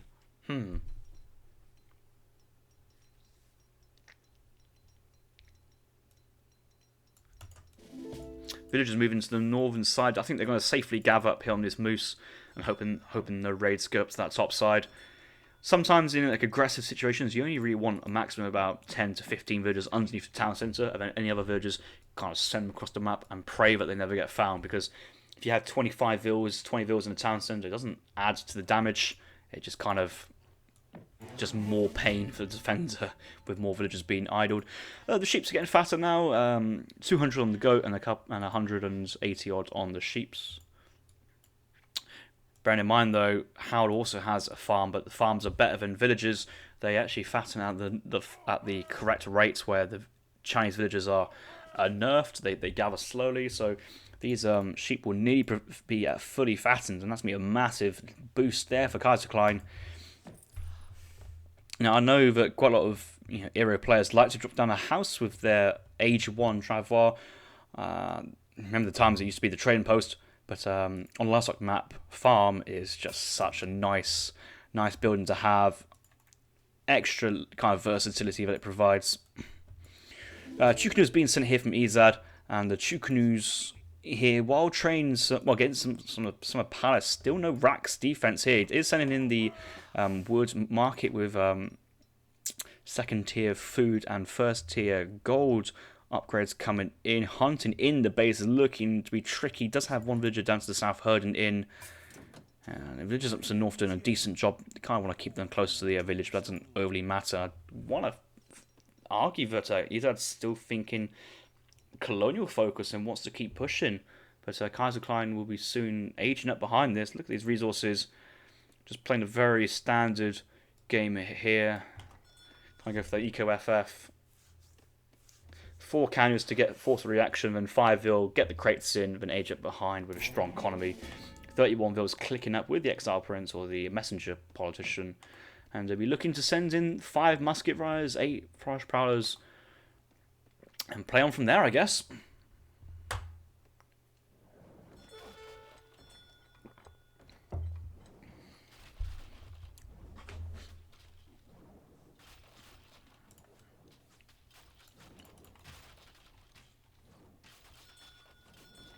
Look at these guys with the bandanas. That's a cool little look, isn't it? You don't often looking this deep into these units. And this is on low graphics, by the way. Like I like having everything on low graphics because it just makes everything else look a little bit more clean. Okay, Tomahawks do come out. Chukanos do pop off one unit. They should be able to get the seconds. Second Tomahawk goes down. I don't think the third's in range yet. And we have a yeah. Let's get back to normal dimensions. That feels much better. Just like a sense of relief when you get back to like normal dimension. Just I can't imagine playing this game in another view look, in a view angle than this. It just looks so wrong. Couldn't do it. Good Chukanos going deep. They can. Not enough Chukanos here to one-shot Tomahawk. Okay, this is a bit of a problem here for Ezad. Like, sometimes the assumption is like, oh, you have enough to do one shot for the each of these infantry units, but actually, when you don't, he's essentially get twice as strong as a result. A lot of those in the town centre, a lot of idle, Tomahawks getting picked off, and so far it's been pretty decent. Kaiserklein going for a mercenary shipment of 5 cuirassiers to kick us off in the third age, but they will take a bit longer to get in. I believe it's still a 60-second shipment to send the Renegade French, and in that time, Ezad should have enough time to kind of move in and move out. Is this an elite Tomahawks? It's an elite Tomahawks, but there's only a couple remaining, 8 Tomahawks, and I'd be surprised if Ezad stays here, but he does have a lot of Keshiks coming in behind. 11 Keshiks, 13 steps, and a couple of Chukanus, and the Cuirassiers is the shipment you go for. I'm not too sure from Ezad. He wants to age up again. He's getting caught. He's pushing while he wants to age. No, Ezad. Maybe give up the steps and just pull the Keshiks and just get out of there. But I think he's going to try and trade off this colonial army for the Cuirassiers and try and age up and play afterwards, but this is going to be a great engagement there for Kaiser, and just everything just melts. You need to be aware of your shipment diamonds. I've noticed that so well there from Kaiser in his streams. He always talks aged up. Okay, my opponent is aged up, so in 35 seconds I need to get out of here because a shipment which turns up in 45 seconds will destroy me. And Ezad went from looking to be putting on a lot of pressure there to run him very fast and actually try to pull the Chukanu along with him. They should move faster than Tomahawk, so he should be able to get away, but there's still 3 veteran Cuirassiers with 10 more HP than normal base stats, you could argue, due to the recent work change of kind of Cuirassier and the upgrades. But Ezad age up now with the Confucian Academy, going for skirmishers on the age up. Not looking to go for an eco age up here. I suppose he does need units now because he's behind his opponent. His opponent making good opportunity now to go for some crates. Yeah, I suppose crates work. 400 of each resources. I wouldn't be surprised if we see Kaiser drop down a town centre somewhere of his villages. That'd be a very Kaiser thing for him to do. Going for a house, so doesn't need a couple of houses. Probably needs a second war hut. Does have one stable, but that'd be fine. So yeah, a couple of houses, war hut, another house, spend the coin and food on units, and goes very, very quickly. So I suppose, you can't really afford the town centre on just 400 wood there. He doesn't have a market, that's okay. And the Forest Prowler count begins, you could argue.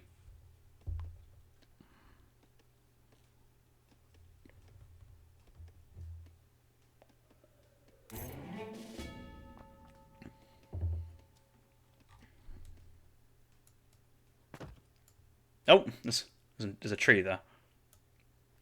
Oh, look at these little plats on the French Cuirassier. Isn't that cute?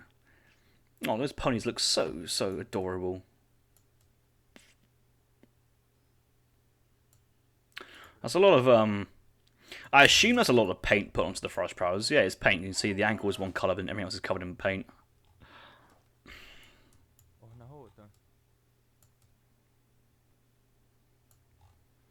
Not really much else going on in the meantime. Ezad's just aged up now, does have that one castle defense, so Black Flag army, you could argue. Changdao and Meteors, but he's still going for Mongolian army, and he hasn't quite sent in the... he doesn't even have the card in deck. Oh, that's so strange. Why? Okay, so Ezad, he's missing the Beiyang army card in third age. I think it's like 750 food for 8 step riders, 8 Keshiks and upgrades, both to veteran status. So if you're kind of going for like a step rider Keshik based play in age 2, he's got another army coming in, and that's like the best way to kind of really reinforce that, double down and get those upgrades in. But sending in the skirms with the skirm on the AJ. He's got actually enough skirms here to kind of hold off the Forest Prowlers and hold off the Tomahawks. These Forest Prowlers not in stealth, going to go straight and take the engagement here. Not enough to one-shot Arquebussy there, to be fair, and Kaiser's having to back straight away. No trading post here for the Chinese. Some villagers a little bit idle. There is one coin mine, mostly behind the Confucian, one coin mine to the north, who does have a lot of gold to play. Doesn't have to push super early down to the south, which I'll be tempted to do to try and spread out the villas, but he's got enough to play with in base. He's still got the sheep, actually. Ezad's got 3 fully fattened sheep and the goats. Please, please, please, both players, do not get to the point when I look back in 5 minutes' time that you still have livestock, and actually Kaiser's ate all of his sheep. Explorers in Kaiser's base. That's not ideal there from Ezad, from that push. So yeah, all the sheep have been gathered here from Kaiser. Got a nice little timing push, nice little mass growing. Bit of drag box micro here from Ezad. So you want to like kind of drag box sometimes to kind of pull the skirms as close to the Forest Prowlers as possible. I suppose you kind of have to drag box when you play the Chinese, because there's so many different variations of unit type there. Even in this little box we have 5 unit types, which is quite annoying to play around. Soon to be 6 with the meteors, 7 with the flails. We're gonna have both sets of Minutemen with the artillery coming out soon. We've got Skirm Pike or Skirm Chang Dao. That'd be another unit type. You can easily get up to like 8, 10 unit types as the Chinese. Colonial Step Riders and disciplined Chessex, but only Colonial Step Riders. That's really awkward. Does have the resources for step, but he will lose all the steps before that really matters. He's actually taking the engagement here. Let's look at Kaiser's point of view. What's he rolling with? He does have 11 Canyons, only 5 musket riders in there. It's quite hard to see muskets from Canyons. He hasn't got enough anti-cav here, realistically. He does have only 8 elite Tomahawks, but there's enough Redcoats, Arquebusiers to get that done. There's no hand infantry. That's the one thing that Ezad's really missing. Some Chang Daos will go quite nicely here, right underneath the horsemen. There's no explorer for disciples. Only the Redcoats play as the pseudo infantry role here, going to melee. Keshik's time to be kiting back, and this just seems to be a bit of a rout here in Kaiser's advantage. Ezad having to back off. No kind of sword unit here to really jam in underneath the cavalry. Once the cavalry falls over, thanks to high HP, Tomahawks in melee shred, absolutely shred. No idea how Ezad got his explorer back. Did he buy that back, or did he rush a unit over to pick it up? I don't really know. I wasn't paying attention. Apologies. Probably paid it back. I won't say. But more Canyons coming in, and that's going to be a nice victory there for Kaiserklein. And it's going to be 2-2 after game number 4. Pardon me, maybe I'm coming down with Rona as well. I'll do a test tomorrow morning. I'm sure I'll be fine. Yeah, GG indeed. Just find Ezad's play there just to be a little confusing. Keshik Step Army Age 2 versus an Eero player. Now, it's a very nice army to go versus like stable semi-FF civs like the Germans, the French. I can kind of see that play working there, but versus what we saw from Kaiserklein, not really too sure that's the right unit composition. Obviously, the defensive building there helps as well, so that kind of makes you why you want to go for the castle in that situation. A bit of defensive play, still hands offense. We notice all these sheep are still not yet gathered, and that's 1,200 food worth of livestock just on the floor. Could be reinvested into army at that moment in time, which is what we want. Beiyang army there for Ezad is what you really, really want. I can't find... The card's not here. He does have Iron Cat Princes for 12 Chang down 2 Flamethrowers, but although it's a alright card, it's not a great card in that sense. It's 2 Flamethrowers for 1,000 food. It gives you momentum, but it's not worth it. Let's put it that way. It's a poor value, but maybe the momentum you get makes it worth even more. Does have intervention, so didn't go in Brit Musk intervention, or maybe versus what you had there. Could have gone Russian consulate for Siberian Cossacks. Actually, a bit of cav there. Could have gone Manchus. Yeah, with a lot of coin eco, Manchus can really help out, especially Because you know when you're playing versus Zero, you know they've got 6 and 5 Kanya shipment. You know most players are sending those cards. If we look at the map from Kaiser's point of view, yeah, 6 and 5 Kanya's been sent. You just know that's coming from because 6 Kanyas is such a good card, and they are strong units. They're just hard to make, but they're very good to ship. Yeah, that fight was pretty one-sided, and the fight in Kaiser's base, it was what he did was really well. Just needed to back off when he had that kind of minor victory. Just find the age up, count the seconds, and then run away once you've got a window to get out of there. Right, let's move on to game number 5.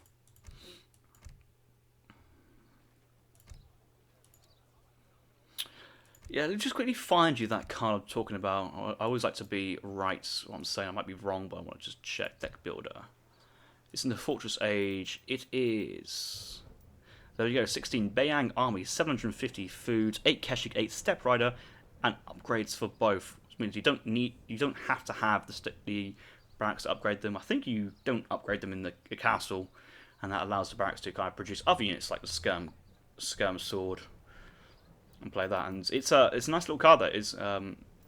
Would recommend people try that out if they were interested.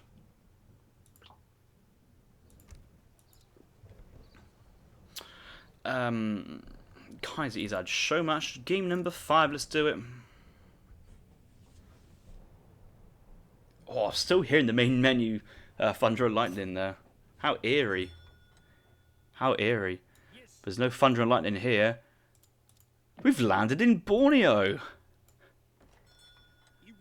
Now, I said to these players, like, guys, I don't really care what you do. Agree your own rule set, agree your own whatever you like. I gave him a suggested rule set of loser picks map, winner picks civ, loser counter picks. You can only play a civ in a winning effort once. Map has to be from a standard map. Now, I don't think Borneo's a standard map. I don't think it's currently in the standard map pool. I haven't played it in Yonks, thankfully.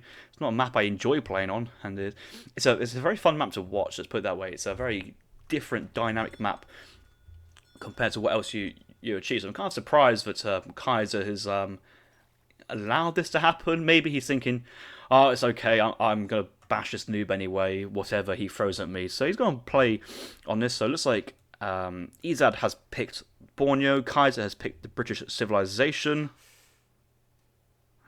Yay, Kaiser, you've already been playing... No, it was Ezad who was playing British, wasn't it? Yeah. I thought Kaiser would already played British. No, it's Ezad who played British. Kaiser playing as the Brits, and Ezad counter-picking here with the Japanese on Borneo. Will we see a mad water fight? Will we see Kaiser going for a lot of fishing? We'll have to find out. We'll check his deck. I assume he's going to play as standard as possible. Maybe a bit of H2 aggression. Take a page out of Giving Anxiety's book. Maybe going longbow heavy here. We'll have to see how many wars Ezad plays down. If he even goes for a ward type of play. A lot of hunts forward of his base, which he may want to try and control. He's got to be very careful of this. Actually, yeah, you don't want his hunt moving forward, because you still want to go to Shoga's Shrine in this matchup. Both players not yet putting the deck. Okay, 1v1 water. It does have access to water cards, but there's no fishing cards here. It's just water aggression with the improved warships, frigate, privateer fleet in the third age, which I wouldn't recommend sending for a 1k gold. 2 caravels, I mean, it's always a decent card, but the thing is, sometimes you need to be sure you're going to get good value from that. Divine Strike picks up the 120 wood, and I think that is a treasure steal. Of course, haha. And do you know what the best part of this is? 3, 2, 1, poof, get out of there, bam. Can't even punish it. Like, if there's one thing I wish I could change from Japan, is that both explorers share the same smokescreen ability, because both explorers can smokescreen out of a sticky situation, and it's just so tilting, absolutely tilting when you try and outplay them in Age 1. You get them snared, and they both just go away. You're like, oh my god, I swear I had them under my control, and they just go again. And then little cockroaches out to the side of the map, so we're going to see some shrines on these really random zero hunts away from the map, and there's no way Brit can really deny them. 16 age up here. Looks like he's cutting a Vil, going up with 1 manor house, 1 trading post here. I love he's got a 1v1 water deck, but it's just 3 Vils in Virginia Company. VC's been sent in, and Kaiserklein going for the S tier build with the S tier Civ. I don't think he'd be too. I don't think he can complain too much. He's got such a strong civ. But obviously, 120 wood would be so nice under a Virginia Company situation. That'd be 2 manor houses pretty much. 2 villas. That's a 2 vill card. Like, for crying out loud, that's a 2 vill card in Kaiserklein's world. That is. I'm no reason why he's mad about that. 80 wood here for 2 orangutans. I want to say this is more of a newer treasure. I know that there's the 3 orangutans for 120, but an orangutan is not a scary treasure guardian to deal with, to be honest. I'd rather kill orangutans than kill lions and tigers. And for 80 wood, that's a freebie, that is. That Tory Gates there from Ezad. This is the Tory Gates, and Kaiser will see that. What's Ezad's first card? Was it 3 vil? Yeah, 3 vils in the water. 3 fishing boats.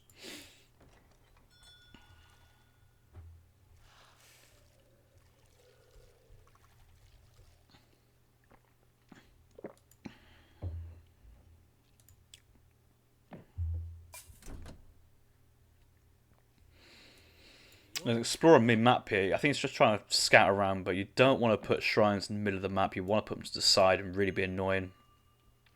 I don't know how many shrines he wants to go, though.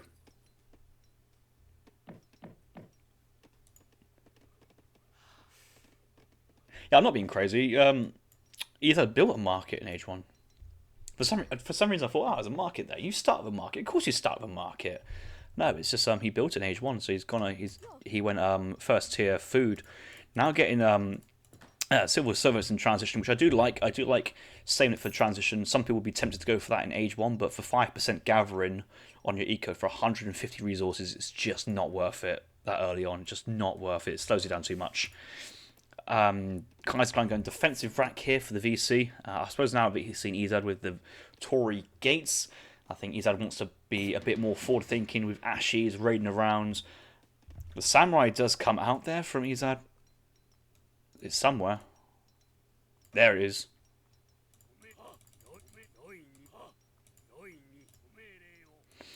Could be putting pressure forward onto that train post. That's probably the only thing he can really siege. I suppose he can try and find one manor house to siege, because sieging a train post will obviously deny him XP and give you 80 XP, but killing the manor house will get you 81 XP. It's only 200 HP less. Like, manor house HP is also very high. I think top HP is like 1100, but manor houses are 1800, but they cost the same building, the same amount of res. I mean, who knew? Who knew? Nerf Brits, cough, nerf Brits. So let's see what Japan wants to do here. Okay, nerf Brits delete Japan from the game. How about we take that trade? We take that trade. Oh, Samurai helping out the Explorer here. But the Explorer's getting low on HP, but I think he should be able to just manage to pick this up. Ezad's going to pick up Randy. Oh, Randy's on the field now. This would be great to see. Love a good old bit of Randy. Hey, look at it. It's Randy the Pet Rhino. 264 HP and a 32 hand attack. It's like a Hussar for free. And with a 1.2 multiplier, it doesn't absolutely destroy Treasure Guardians, but it does a hell of a lot of damage to them. But that's a nice little pickup there. Shrine still coming in here from Ezad. Actually going for the 300 export here. Consulate being dropped back in base. I assume he's going to ally with the Japan consulate, but we'll have to see and check that out.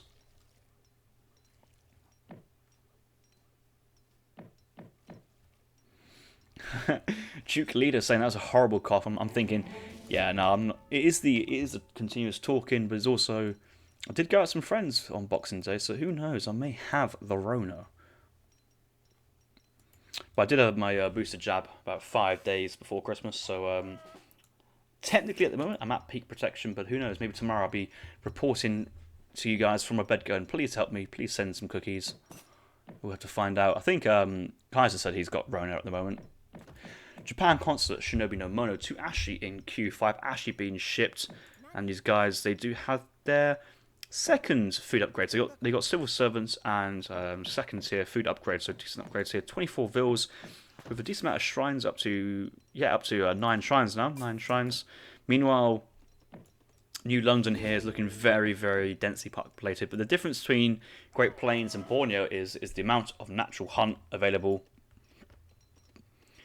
2 villas here, 2 villas there, 3 villas, 3, 4, 3, 2, 3, 2. There's a lot of gathering on a lot of dead carcasses, but once these guys go, well, he's got to push out for these elephants. He's got to push out for these Ceros. I'm surprised that Ezad has let these elephants go unshrined. I know he wants to kind of get a nice baseline of economy going, but realistically, you want to shrine these annoying hunts. You need to force Kaiser to fight for the rights to gather out on the map. I mean, with that, Ezad can move in behind and really put pressure on. I'm talking about moving in and putting pressure on. 20 Ashies, 5 Shinobi no Monos. This is like the little bow build, you can assume. Pet Randy moving in, and actually a 264 HP on top of longbows, which have no multiplier versus it. You know, it's a lot of tanking potential. I know it's one volley going down there, but since we've lost 3 units before Japan's lost even in their first unit there, if we're not counting Randy. So Randy's done his job perfectly well. Minutemen being called, and I think Ezad may want to hop out of here. Shinobi no Monos bring up the rear guard, but actually with their range resist, actually quite a nice little tanking unit to have to protect the Ashies, the Explorer, and all these guys move at 4.5 speed. Or I mean Shinobis move faster, but they're, you know, they can keep up easily. And Kaiserklein, Minutemen, just preventive. You can feel that Kaiserklein is playing in a negative playstyle here because he's feeling like, I don't like the map, I don't like the matchup, I don't like Japan. Full stop. I don't play Brits or this. Gone VC, I don't have any natural resources, and even this massive hunt in front, this is kind of where you may be expecting maybe an outpost, governor age up, that kind of play. Oh, the Gurkha's been picked up here, that's now been picked up, and next fight will happen. Explorer does go down, but does tank quite a bit. Samurai tanks, Gurkha comes out and provides some long range fire, actually picks off a musketeer with its first shot. It's actually quite nice to see. Villagers moving forward to try and secure the hunt, they can't quite do so. A couple of Minutemen still here. They will get picked off eventually, and it's time for Nagi Natas here, actually, Nagis. I'll tell you what is surprising. Okay, so Ezad's gone Nagi production from a stable while sending Daniel Mototada. Realistically, I feel there's a bit of a play there. We can just send the Daimyo, train from the Daimyo, save the wood there for the stable for maybe a Nuptial Shrine or whatever, and just make the most out of that huge shipments there and then. I suppose now you can instantaneously move in and push for that straight away. Outpost actually being friendly by Kaiser here to try and secure, puts Lance out the gold mine, but really he wants to secure this entire hunt for himself, and all the villagers here just moving out. Just see this little migration of villagers. Notice how he's not going to the sides of the elephants, he's not going over here. Has he got those scouted? He sees an elephant. He sees these elephants technically from the line of sight of the water. And that's been very generous actually. If you're playing on Borneo, you get the whole vision of the water. Does Ezad see these elephants? He sees these elephants. Doesn't see these elephants. He sees them now. You may want to shrine them. You never know. You may actually want to move down and shrine that. Nagi's Daimyo's actually nearby with some Yumis and attracting a lot of attention there. Has to put it back, but he knows. Kaiser knows there's Daimyo on the field, which means, oh my god damn it, I've done it again. Oh, there's a big fight here, actually, possibly. Kaiser's moving to snare off, and Ezad's accidentally clicked the monitor lizard treasure. They actually, I don't think they snare, no, but it's actually forcing the engagement. And there's a whole batch of Nagis and Daimyo being aggressive on the villagers. This is not a fight, really, Ezad wants, but he's actually just going to play the runaround game with fast units. We have slow British musketeers chasing fast Ashigarus, and from a very shocking position to an OP, amazing position, actually. I thought his Ashes were trapped, but he just keeps running. And a lot of musketeers hit into the melee mode to try and defend, but Daimyo Mototada with a couple of Yumi archers here nearby, actually. Kaiser, triple racks production, only 2 musketeers coming out there. Quite a bit of our time there forcing that. This is a fight I think Ezad could take. Those Ashes are running through. They kill the villager building down the build. They actually get through. Now these walls actually blocked out his own musks, because he can't really gate that. He has to walk around the top town centre. Explorer trying to get it onto the melee, but one actually brought off into the snaring position to slow us down, and these Ashes keep moving. There's a lot of vills nearby, and the northern attack here being cut off for the time being. I'm surprised Ezad hasn't gone in on those vills, given that these musks are away from the action. This is the opportunity to go in hard and punish what's happened. Such a low civ, and Kaiser's playing. The civ has been ranked, on average, has been ranked probably the highest civ in the DE meta. That's the British civilization. Okay, now being snared by the Explorer finally, but a lot of pressure on that forward hunt at the moment. Only 7 villagers gathering food for Kaiserklein. Looking at Ezad's point of view, more Ashes being queued. Does have a lot of resources though. Maybe want to go for an age up here or a second Rax production. He's got lots to go. Musk's really trying their hardest to defend the front line. I think that was a Ashy shipment to the Daimyo forward position there, actually. I think that's what happened. Musk's getting a good exchange. The Daimyo still standing, but enough Yumi archers and Musk's holding behind. But more importantly, where is the hunt coming from? I think he may move down to the southern elephants. Ash is still getting away. Ezad still knows the army is away. And look at all these villas in queue here from Ezad. He desperately needs cherry orchards. They are coming now. Cherry orchards are coming now. He was wanting to send. No, he doesn't need cherry orchards. He got berries. Look at this. You got berries. This is your map to shine. You don't need cherry orchards when you're playing on Borneo. There's berries down here as well.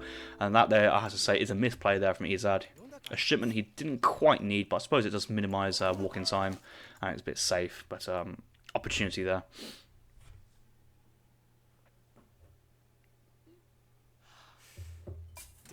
The thing is, Kai's still looking in a fine position. That was a bit of a tough time for him, but he still does have 46... no, he has 42 villagers, and Ezad has 46. Oh. 43 plus 3 fishing boats. Okay. That's a bit of a iffy situation. Not even counting shrines. Japan Eco soon to absolutely take off. Has he got Imperial Bureaucracy? He has. You see, he's got 5% on the coin, 5% on the civil. That's 0.66. And then another 10 from second tier coin, another 10 on second tier, all resources. Counter push here from Ezad. Ezad spots this. He sees the Musks coming there. Counter push there from Kaiser's client line of sight. Actually sees him now coming in onto the train post. I think Ezad's actually thinking maybe this is the place he wants to go if he wants to push up for Hunt, but it's still Hunt in front of his base. Now both players thinking, do I go forward, do I go back? Kaiserklein's going back, he's got pure Musk there, and he knows that Yumi archers are present in this army and can be trained there from Ezad. He's going to be very careful in that situation. 10 Yumi archers, not quite rallied with the army. Barracks will actually get sieged out at the moment. I don't know if he wants to move in or move out, but looking at Kaiser's position, he wants to pretty much move out. Don't want to get trapped here. Musk's coming back. He knows that Musk's coming with him because he actually hasn't seen Musk's push any further. And he's actually taking a decent trade early on while Longbow's just hung out there. Daimyo on top of it. Actually is picking off these Musks while they can. Musk can double card, but I think Yumi Archers, they look to be double carded. No, that's just Daimyo plus Japan Consulate buffing used to very high stats. Yumi Archers on behind is going to be a big thing. If Daimyo training units, he's still moving around. Does need to back out though. He's picked up units, but he's not winning the fight. He's trading, but he's not winning the fight.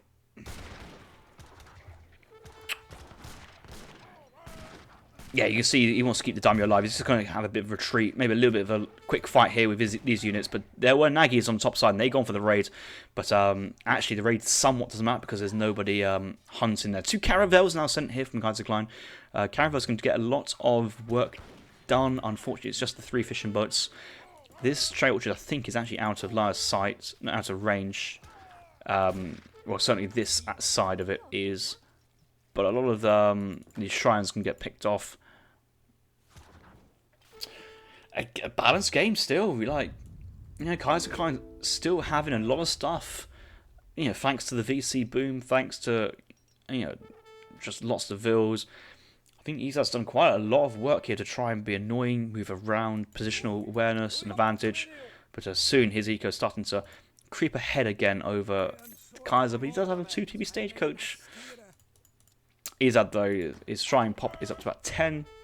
Still having to keep consistently make these shrines. These Yumi Archers only 4 speed, so he can't consistently keep running. But actually 19 Ashes in the local vicinity with Yumi backing up and Daimyo training and Ashi. This is a fight he's quite happy to take. I think Kaiserklein has been a bit overzealous there with his chasing. Got to respect the Japan forces. Left side Caravel putting pressure on 1 shrine. Still not being gathered. You've got to be careful not to kill the elephants with the Caravel. Elephants here not being gathered still. These villagers on this coin mine, like, they can just move over, because I'm sure Kaiser's got enough coin. Look at his thing. Two vills on food, 20 on coin. That will have to change. Villagers actually chopping wood. There's people going back into berries. Okay, finally now he's going to move on to the hunt. Is he moving on to? Where's he going? Where's he going? Oh, he's going over here. Now Kaiser can't. Okay, Kaiser, if he was to watch this game back, he can't say that he didn't know about his elephants and didn't have access to the elephants. Shinobi no Mono Raids is a bit of a dirty play there from Ezad, but luckily they're not stealthed. Because stealth Shinobis are just they are really poor form. Yeah, I would be disappointed if I saw somebody go stealth Shinobis in a serious game. Couple pikes north and side sieging. Actually, nice little play here from Kaiser. Picking enough units, but a couple of Ashies 4.5 and high attack. He definitely does have his Ashi attack card in there now. Ashi attack. Is Daimyo still breathing? Daimyo's still breathing. Yeah, he's over there. He's still alive and kicking. Shinobi's gone stealth. Oh, Ezad. Oh, God. No, not like this. Look at this. Look at this.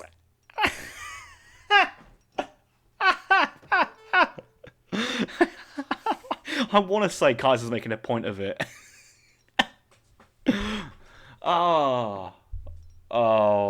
Please remove this. Please remove that specifically for the Shinobi no Monos, or at least put either keep it in and give them like a half Vil multiplier, or just take it out. I don't think stealth and H2 should go together. But at least Ezad's thought about the berry bushes. He's aware of the map, and he's got a village down here as well, so he's got some good map awareness. The Golden Pavilion's coming up. That's going to give him a lot of Yumi archers, and that's exactly what he wants. Versus the Musketeer spam that Kaiserklein has gone for. Okay, he's now gone for the stable, but the stable has been scouted out by Ezad. He sees the stable, he sees the hussars. And actually, Ezad's gone for close combat. Card number 1. I suppose he does have a lot of Ashes to upgrade. He's going for double cards. Yeah, double card, Vet Ashy. Yeah, makes sense, actually. Maybe get a Golden Pavilion tech in as well, just for the memes, just because you can. Where's his Yumi archers? Got a couple of Yumi archers here, 10. They're all on the top side. He wants to bring them back just to fight behind. Just although they are only colonial, just with the Daimyo and Japan tech and Golden Pavilion. Actually gone for Golden Pavilion HP here instead of range attack. Oh, just Brit army just crumbling here. He's just crumbling. He can't take this fight. Daimyo just baiting. He's absolutely baiting, and it's just all these Ashes are fighting, all these Brit muskets are fighting, but the quality here for Japan. 37 attack underneath. Daimyo, Golden Pavilion, disciplined. Anything else? Yeah, double infantry cards. Yeah, just unwinnable. The GG has been called, and he's at up to 3-2. So, yes, Japan getting the game here, and Brit finally losing. Yeah, well, I gotta say, well played, Ezad there. There was a lot of good stuff there. Had to work hard for that one, and British Virginia Company has finally been defeated. I will agree with Kaiser though. Picking Borneo was a little bit of a low blow there from Ezad, but you know, I trust these guys pick the maps in good faith, and it's not like, oh, I picked it. You can say absolutely like locked in final. I did say standard maps, but then again, it has been in a standard map pool before, so I'll let it slide. It's not like he's picked Ceylon and said, hey, or the two town centre African map, or something. You know, there are some ridiculous maps out there, but that was good stuff, and we've seen some good tournament action on this map as well. Kaiserklein just imagine if Kaiser had a map with another 2 hunts behind his base. Like, how unstoppable would the British Civ there be? Like, let's not be too funny. The British strategy here was get treasure stage 1, send Freeville, TP, houses, send in Virginia Company, chop wood, build manor houses, get vills, put them on hunts, build musketeers, send musketeer upgrades, build lots of upgrades in musketeers, and that's a lovely home city actually. And just build lots of musketeers, yeah. Once he ran out of hunt, he was in trouble, and you can just felt that his momentum waned as he had to push out for these hunts, and he was raided. Let's look at the villager count, because you see quite a few going down. Yeah, lots going down on that Nagi push. when the Ashes were pinned down and running, the Nagys came in and took a lot of victims. I think this is the when villagers were pushing out with the army, lost a couple there, but the Nagy play was very strong. Come on, you can't complain. You got 47 villagers at 7 minutes and 30. Military population even throughout. Actually, the British player taking a great trade there earlier on while the Nagy fight was going on. So yeah, Ezad just having to run for it, trading off military and time for villagers. Came back strong, took a big fight to Daimyo. Retreated with like 10 Yumi, 5 Ashi or train stuff, getting the age up in and then tech in. Yeah. You can see once the Nagy fight happens and the hunt runs out on base, and he has to move around, but he's moving huge groups of numbers. He's not herding in the elephants on the sides or kind of spreading vills out in that sense, putting down there. And this was when kind of went on to the berries as well. So yeah, good game. Let's move on to the next game.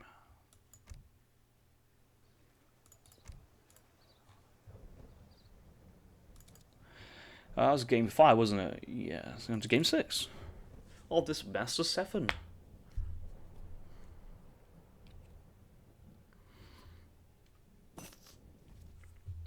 Like, you take poor fights, but it doesn't matter. Brit cannot beat this lame on an autistic map as well. Maybe Ezad really likes spherical maps, like, can't bash the way he rolls. I thought Borneo was a fine map. Nah, jokes. Okay, so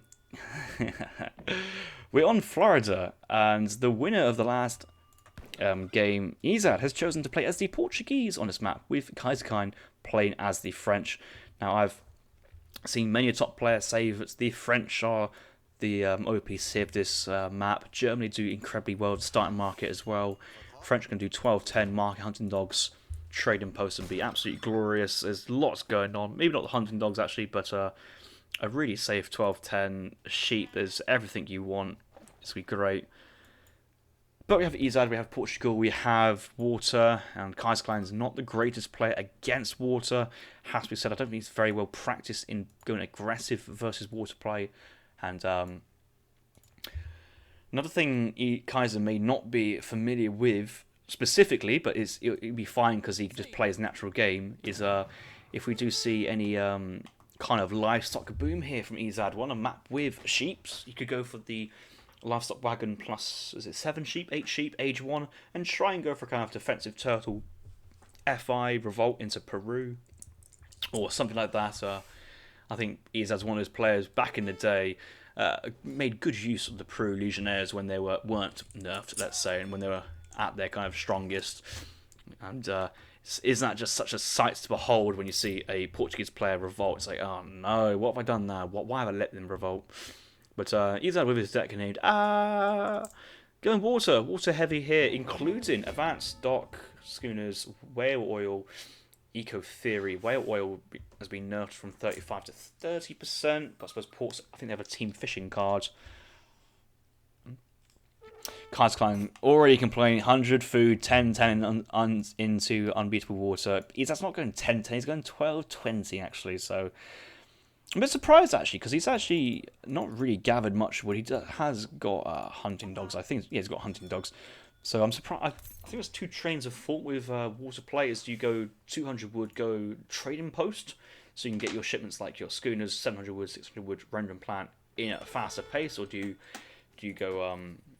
I suppose, do you make good use of the market here, the hunting dogs? I think that's what Ezad's gone for, and he's evaluated that situation and thought, actually, here I'm going to go for the hunting dogs.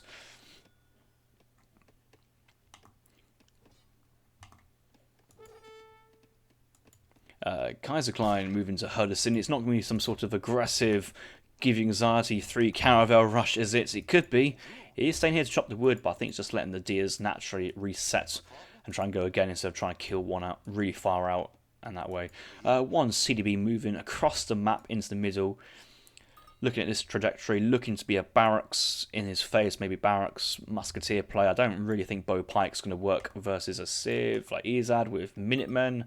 Yeah, CM in his deck, that's not quite going to work. I notice how a lot of advanced dock is I suppose advanced dock is pretty good for the damage it does, but also the side benefits of the heal rate for ships and build time. I'm always like debating between advanced dock and team coastal defenses, because then your town center itself also gets extra damage versus warships, and that's the one which has the long range versus warships and puts caravels under great pressure. And yeah, with this with a 1.8 multiplier, it'd be like a okay, 153, 6, 7, be like a 6-shot kill. 6-shot kill from town center with Team Coastal. So it's certainly worth thinking about. One dock coming down. We're probably going to see the town center. Notice how Ezad has dropped his dock on the kind of like the fattest part of land, to put it bluntly. It's the one bit of land which juts out into the ocean the most. So any area here covers the central resources. It covers so much space for Townsend's crossing, and also if you get pushed up from the middle, you can either go this side or this side, which actually some other things don't quite happen. Town centre dropped in a very questionable location. It's neither double town centre defense. It's neither on lots. I mean, I suppose you can herd a hunt into this. It's not on the docks to protect from infantry on the land. It's not here to protect this. It's in between both. It's decent, but it's in between both options. Let's say it gives Ezad the flexibility of how he wants to play this game moving forward. Agent up the wood being gathered up, 2 docks down, boats being trained. Life feels good at the moment. Do we scout the racks mid-map? No, we do not. Will this take town centre go up? It does. Oh, actually, you know what? If that town centre went where those docks are, that would get sieged down. It might be on like half HP now, and the pikes will come in and nuke that. That's really smart play from Kaiser, whether he meant that or not. That is a good timing to hit. I think Kaiser probably went, yeah, he probably went 12-10. It's what Kaiser does with French now. I think everyone's kind of assumed and realised that it's so good. And okay, early 2 caravel with pike support on the land. Ezad needs to be preemptively sending in caravels himself for it to kind of hold. He does have a market maybe to sell a bit of wood here just to get a second caravel being trained, but he needs to be quick. I don't think time's going to be on his friend. I suppose there's 2 docks here, so when one dock goes down, he can garrison to the second. This is not the dock making it, it's the other one, isn't it? Okay, it's not too bad. Not too bad.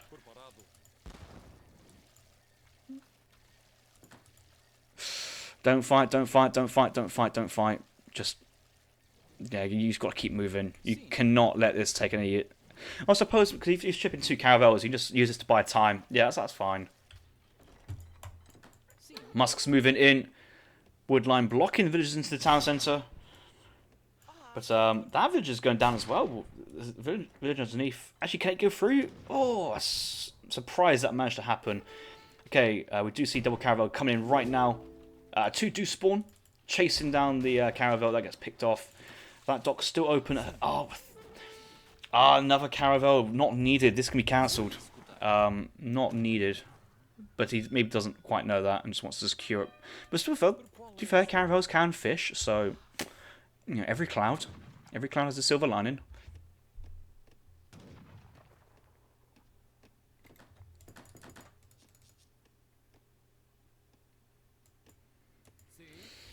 Musket's chasing the explorer, but there's a there's the caravel down here. Oh, broadside and first shot. Okay, Portuguese wins this one. Another dock being thrown down.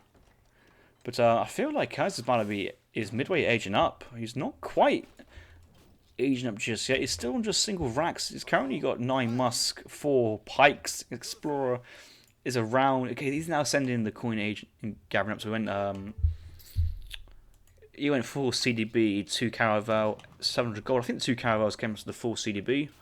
He might have went 2 caravel first, to be honest. That wouldn't be surprising, actually. Yeah, 2 caravels into 5 packs really early on.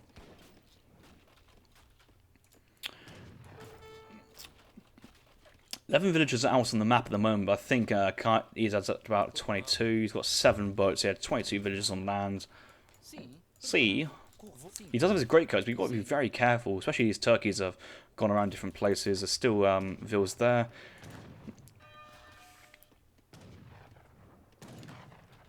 Rendering plant has come in. It's okay. It's okay. We've got 8. We do have 8 boats. I suppose if you went like 600 woods and gather up, it'd take a long time to actually really push through that wood to get all that eco out on the water. So it probably is rendering plant they're doing quite well instead.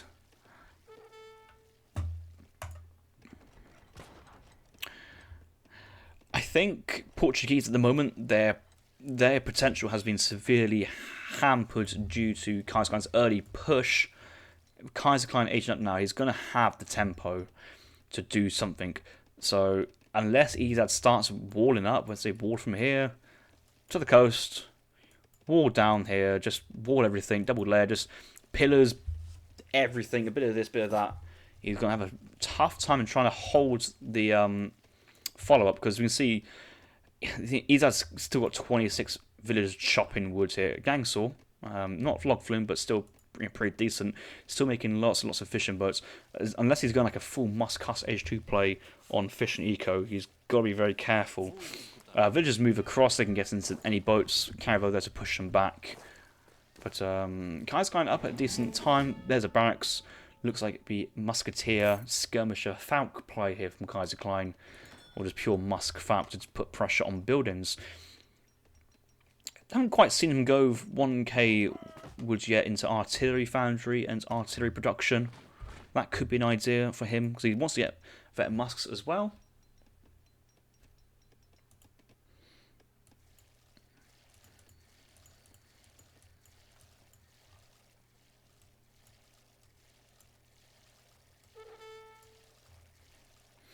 I love how when this game came out, they forgot to add on like some fish, like actual villagers on the fishing boats doing the fishing. But all the other news is like you can clearly see like the fishing boats and people actually working. Like it would be so cool to see a couple musketeers just stood on the caravel, just like I guess just being there maybe. I don't know. Frigate, card number 2 here from Kaiserklein, going to Falconet Frigate, really making a concerted push to the coast, but there is 4 caravels and some multiple docks. A frigate is not going to do enough damage on the water, unfortunately. Even 3 caravels will overpower a frigate. The Falconets will kill the docks, but it won't kill the fishing boats. And afterwards, I don't really know how Kaiser... It's not an over investment into the water. I just don't really feel that the frigate here is the correct choice, because you're not going to win the actual water fight. You will take the docks down. Maybe that's your way to secure that goal, but you're doing a good job now with the musk. Just look at this coming in. It'll get dropped here. These fishing boats just run over here, and we're back. We're fine. Now, these fishing boats, I want to say they've also got their long lines on. I think Ezad's done me proud. Yeah, 0.5 up 15 is 0.6. Oh no, he hasn't, has he? It's 15 is 0.65 and there's like a 30%, 35%. Oh, he hasn't even got gill nets. Oh, Ezad. Oh, Ezad. No. Oh no. Oh no. Oh no, Ezad. You can't have 18 boats with no gill nets. I'd rather you have 15 fishing boats and gill nets and 18 unupgraded boats. Oh, it's so cheap. That upgrade's so cheap in comparison. Because I'm thinking like he's got eco. He hasn't got like a storming eco. He's going frigate as well. Ah, but where's the French dock? Where is this like French like miraculously raising the fleet from the dead? There's no full privateer shipment.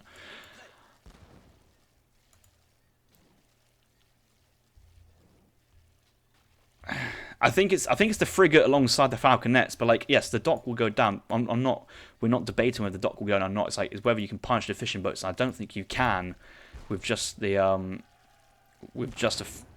frigate being sent. Like the frigate so far, what it's done is really just idled a few boats, killed one dock, and Kaiser's going into the town. But at least that dock has done Ezad a favour of cancelling that frigate. Now, no jokes. I generally think he's just done himself a favour there.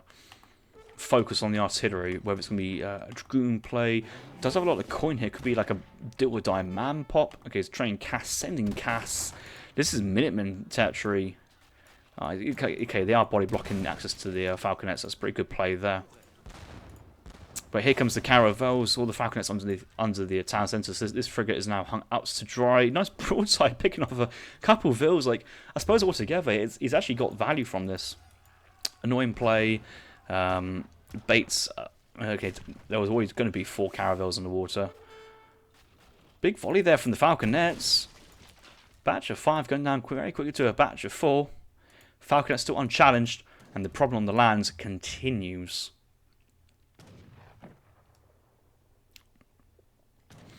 Now, what I would say, Breeze, if the town centre went here, the pikeman would siege down first. So maybe if he went docks in base over here and town centre super at home, French player from Kaiser, he's never going to go mega hyper aggressive on the water, like double dock, fish naval upgrades, advanced warships. It's just not Kaiser's jam, I guess.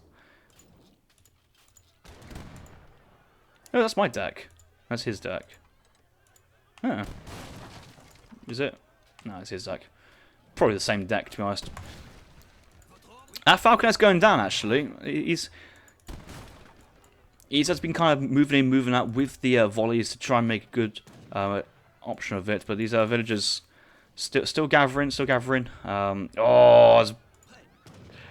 one Falconet goes down, so he's a little bit more safe to move into Kite. I think even in the sense that now you just put the pool villagers out underneath. Yeah, villagers out onto the town centre. Villagers, come on! You can't let this go unpunished. Oh, you just Kaiser playing with death, having an artillery piece right underneath the town centre, dodging that cannonball. Very nice. More castadors coming out. We can see a Vil pool maybe. Oh, just more kills there. More kills. He's buying time for the organ guns. He does have his 3rd town centre up, so the shipment point is there. But it's still 13 villagers underneath here. He hasn't evacuated them, so we're in trouble. We're losing lots of Vils. He does have his great coats, though. Villagers do come out to punch the Falconet. Do they? They don't. The organ guns actually come underneath the army, but that's way too close. They do get a big volley off. They do get a volley off, but it's not. And the Falconet's still alive. The villagers didn't punch the Falconet. Oh, no. No. Oh, it's so close. It feels so close, but it's just not quite enough, and that's going to be another juicy Falconet shot. And focus. A Falc is an easy way to kill Castors. Castors so low HP.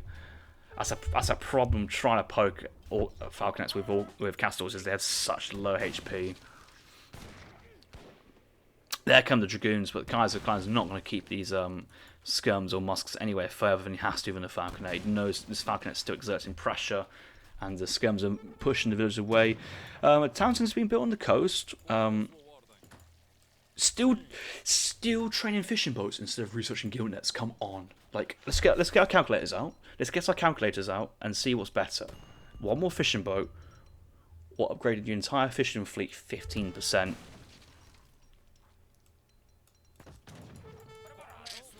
Dragoons from Kaiserklein chasing down Ezad's goons, actually getting snared here. Now, well, not every goon there from Kaiser still in the range mode. One could go into snare mode just to snare that little platoon, but Ezad, I don't think he's able to macro or micro everywhere. There's a lot going on. There is a lot going on. I do give him that. It's a very busy game.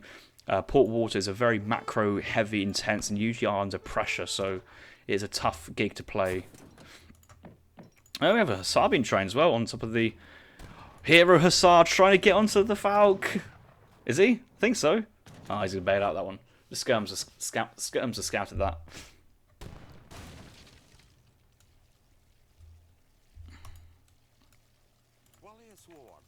Oh, there's a frigate. Why is there a frigate on the water? Oh, this is... oh, the GG's been called. Oh, unlucky, mate. Unlucky.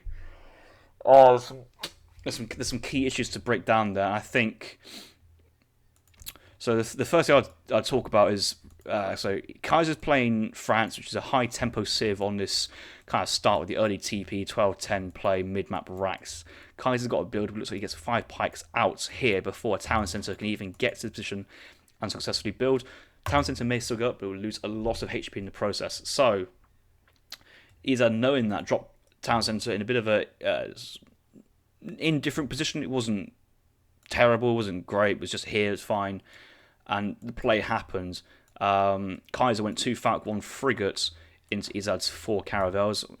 So Ezad saw that French only had 2 Caravels, built one, ship one, was building the second one because he didn't know if he would lose his first one, but he wanted to make sure he wins the Caravel war.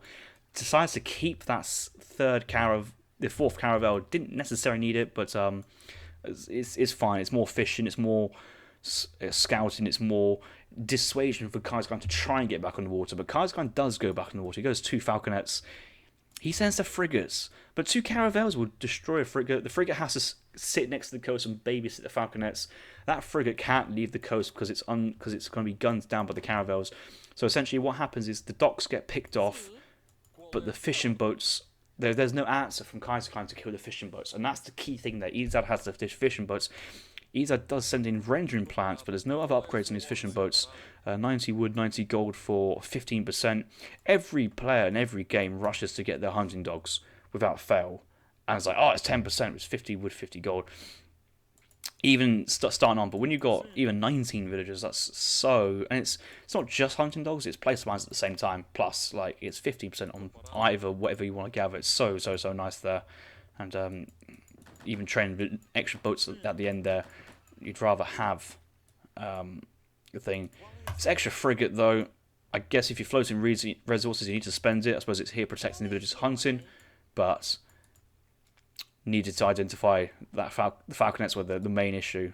And yeah, I think with a little bit more of time walling, a little bit more of delaying tactics, that game was finally poised to be a 50-minute thriller. But Kaiserklein doing just enough to take down these TZs and take the game. Maybe versus a Civ like France and Kaiserklein, who's not really known for going aggressive water play with an aggressive dock, could just dock your sub-map and be happy with it. You got 2 Caravels, you got advanced warships just in case, and kind of, yeah, it needed to play more of a Kinesi style. Not necessarily an Kinesi style, just a little bit of wall here to join, even just from here to here, just to kind of just. You don't want them coming this way. You want them maybe coming this way, so you can force your villagers towards the coast. So it is somewhat protected. I suppose resources here are a little bit limited. We do have the woods. Still so much fish available. I don't know. I'm a very terrible water player myself, and Kaiserklein, expert with the French, an absolute expert, brings the series 3 apiece. Best of 7. We're into the final game.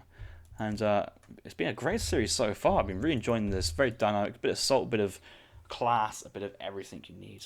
And what a way to end 2021.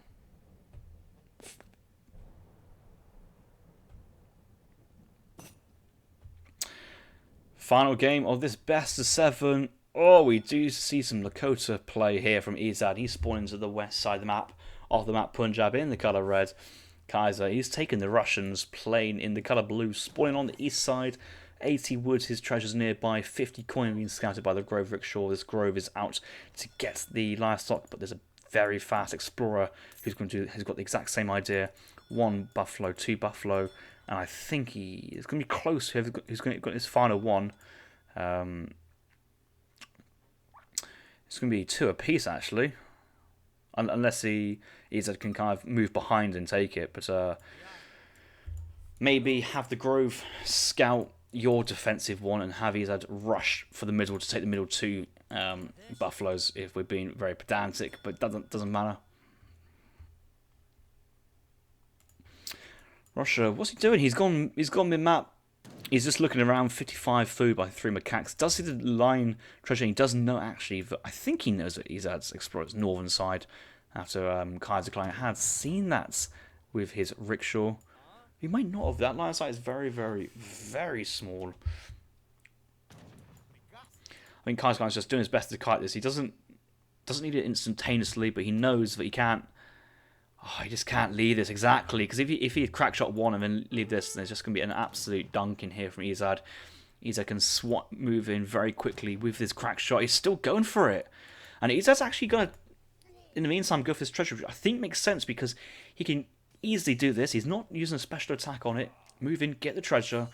Keep an eye on this because that line's been reset, and Kaiser, he is giving up. He realises he can't risk it with an explorer nearby, and he's, I'm not going to say wasted time, but he hasn't achieves the end result he'd hoped for with his Explorer there, so he has to go back.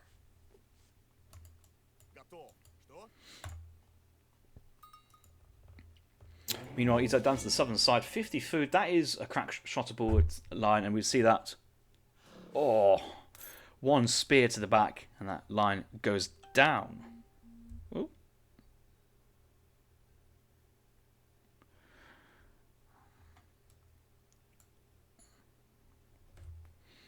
Let's have a look at Kaiser's deck to see what he's up to. He's pushing forward 80 coin 2 Tigers. Has he scouted behind his base? I don't think he has.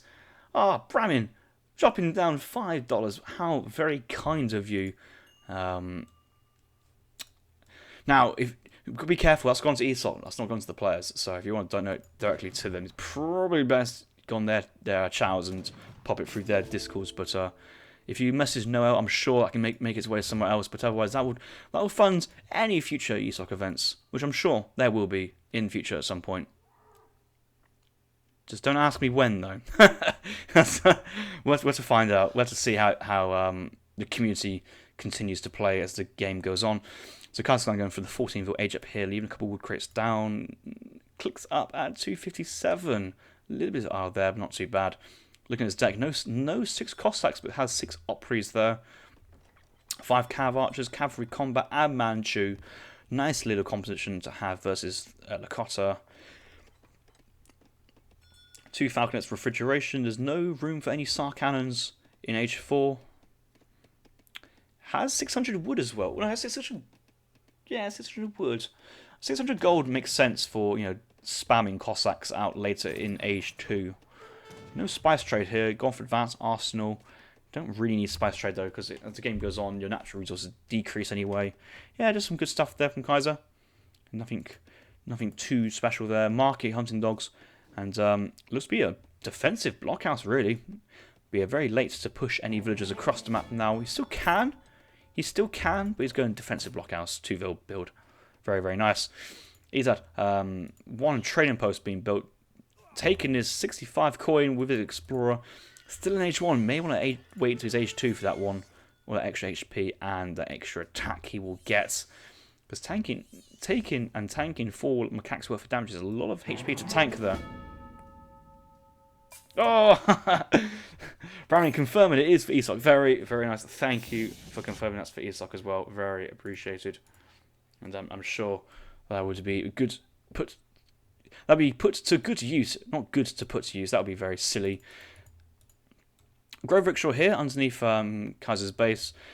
It's 250 HP. You don't really want to waste your villager time building that. And it's just it's just interesting. You can see how much HP that has and how much scouting information. Oh, not again! My God, I keep pressing that.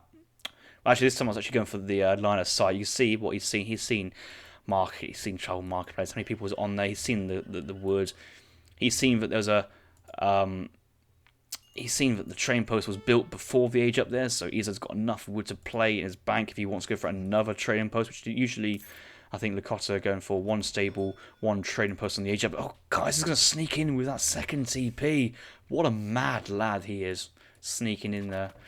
Okay, so Kaiser's going 2 TP, send in 700 wood first. Obviously, he needs that wood really to kind of hold out his position. What's he's going to save that wood for? He doesn't really need it for anything. But if he's only going to spend, if he's only going to spend 200 of that, you would argue, could you have gone for a different age up there? But he does have the stable, a couple of axe riders coming out. Life's looking pretty good. He does have hunting dogs. Yes, he does have hunting dogs.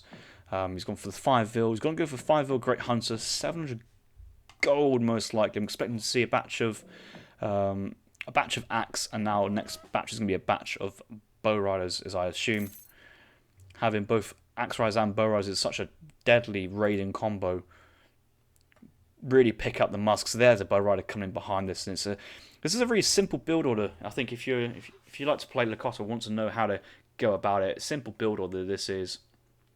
You build your market and tribal marketplace and transition, shop for hunting dogs, get your, maybe mine a bit of coin, use that coin at the market to buy some wood, get your trading post down there, age up with the 400, stable, second trading post, For the time being, Ezad's got his stockpiled, but it's 4 Axe Riders trained, 5 Burrows trained, go 5-0, Great Hunter, 700 gold, and get yourself up to the Fortress Age for a real strong timing. And actually here, Ezad's moving into deny or delay the stable, let's say. He's seen the defensive blockhouse town centre, musketeers here. You're waiting for his Burrows, there they come. It'd be a bit of a shame if Kaiser sees this. He does see it, so yeah, no surprise factor there, but I suppose it's not really, you don't need to hide it because you're about to raid with them anyway. Was he going to try and pick off the Explorer? Not quite yet. Putting pressure on his training post, I think he's just waiting for the Bow Riders to join the field, then utilise this speed movement advantage for both of them. So the Bow Riders getting the speed advantage here from the Lakota Explorer to get that moving forward. But it feels like he'd be there a long time sieging just to get one training post down, in all honesty. I'd rather be here just really putting pressure on the villagers, being annoying. Oh, blockhouse going down northern side, and Ezad's going to come right across that. That blockhouse is going down, so is the villager building it. Okay, villager's moving away. That's a nice little play there. Paul tricks it in. He's going to back out, but he wants to get that blockhouse done. I suppose it is going to like take away like 10 wood max, because you only lose the wood in proportion of how much has been spilt into it. More bow riders, but they've been scouted out again.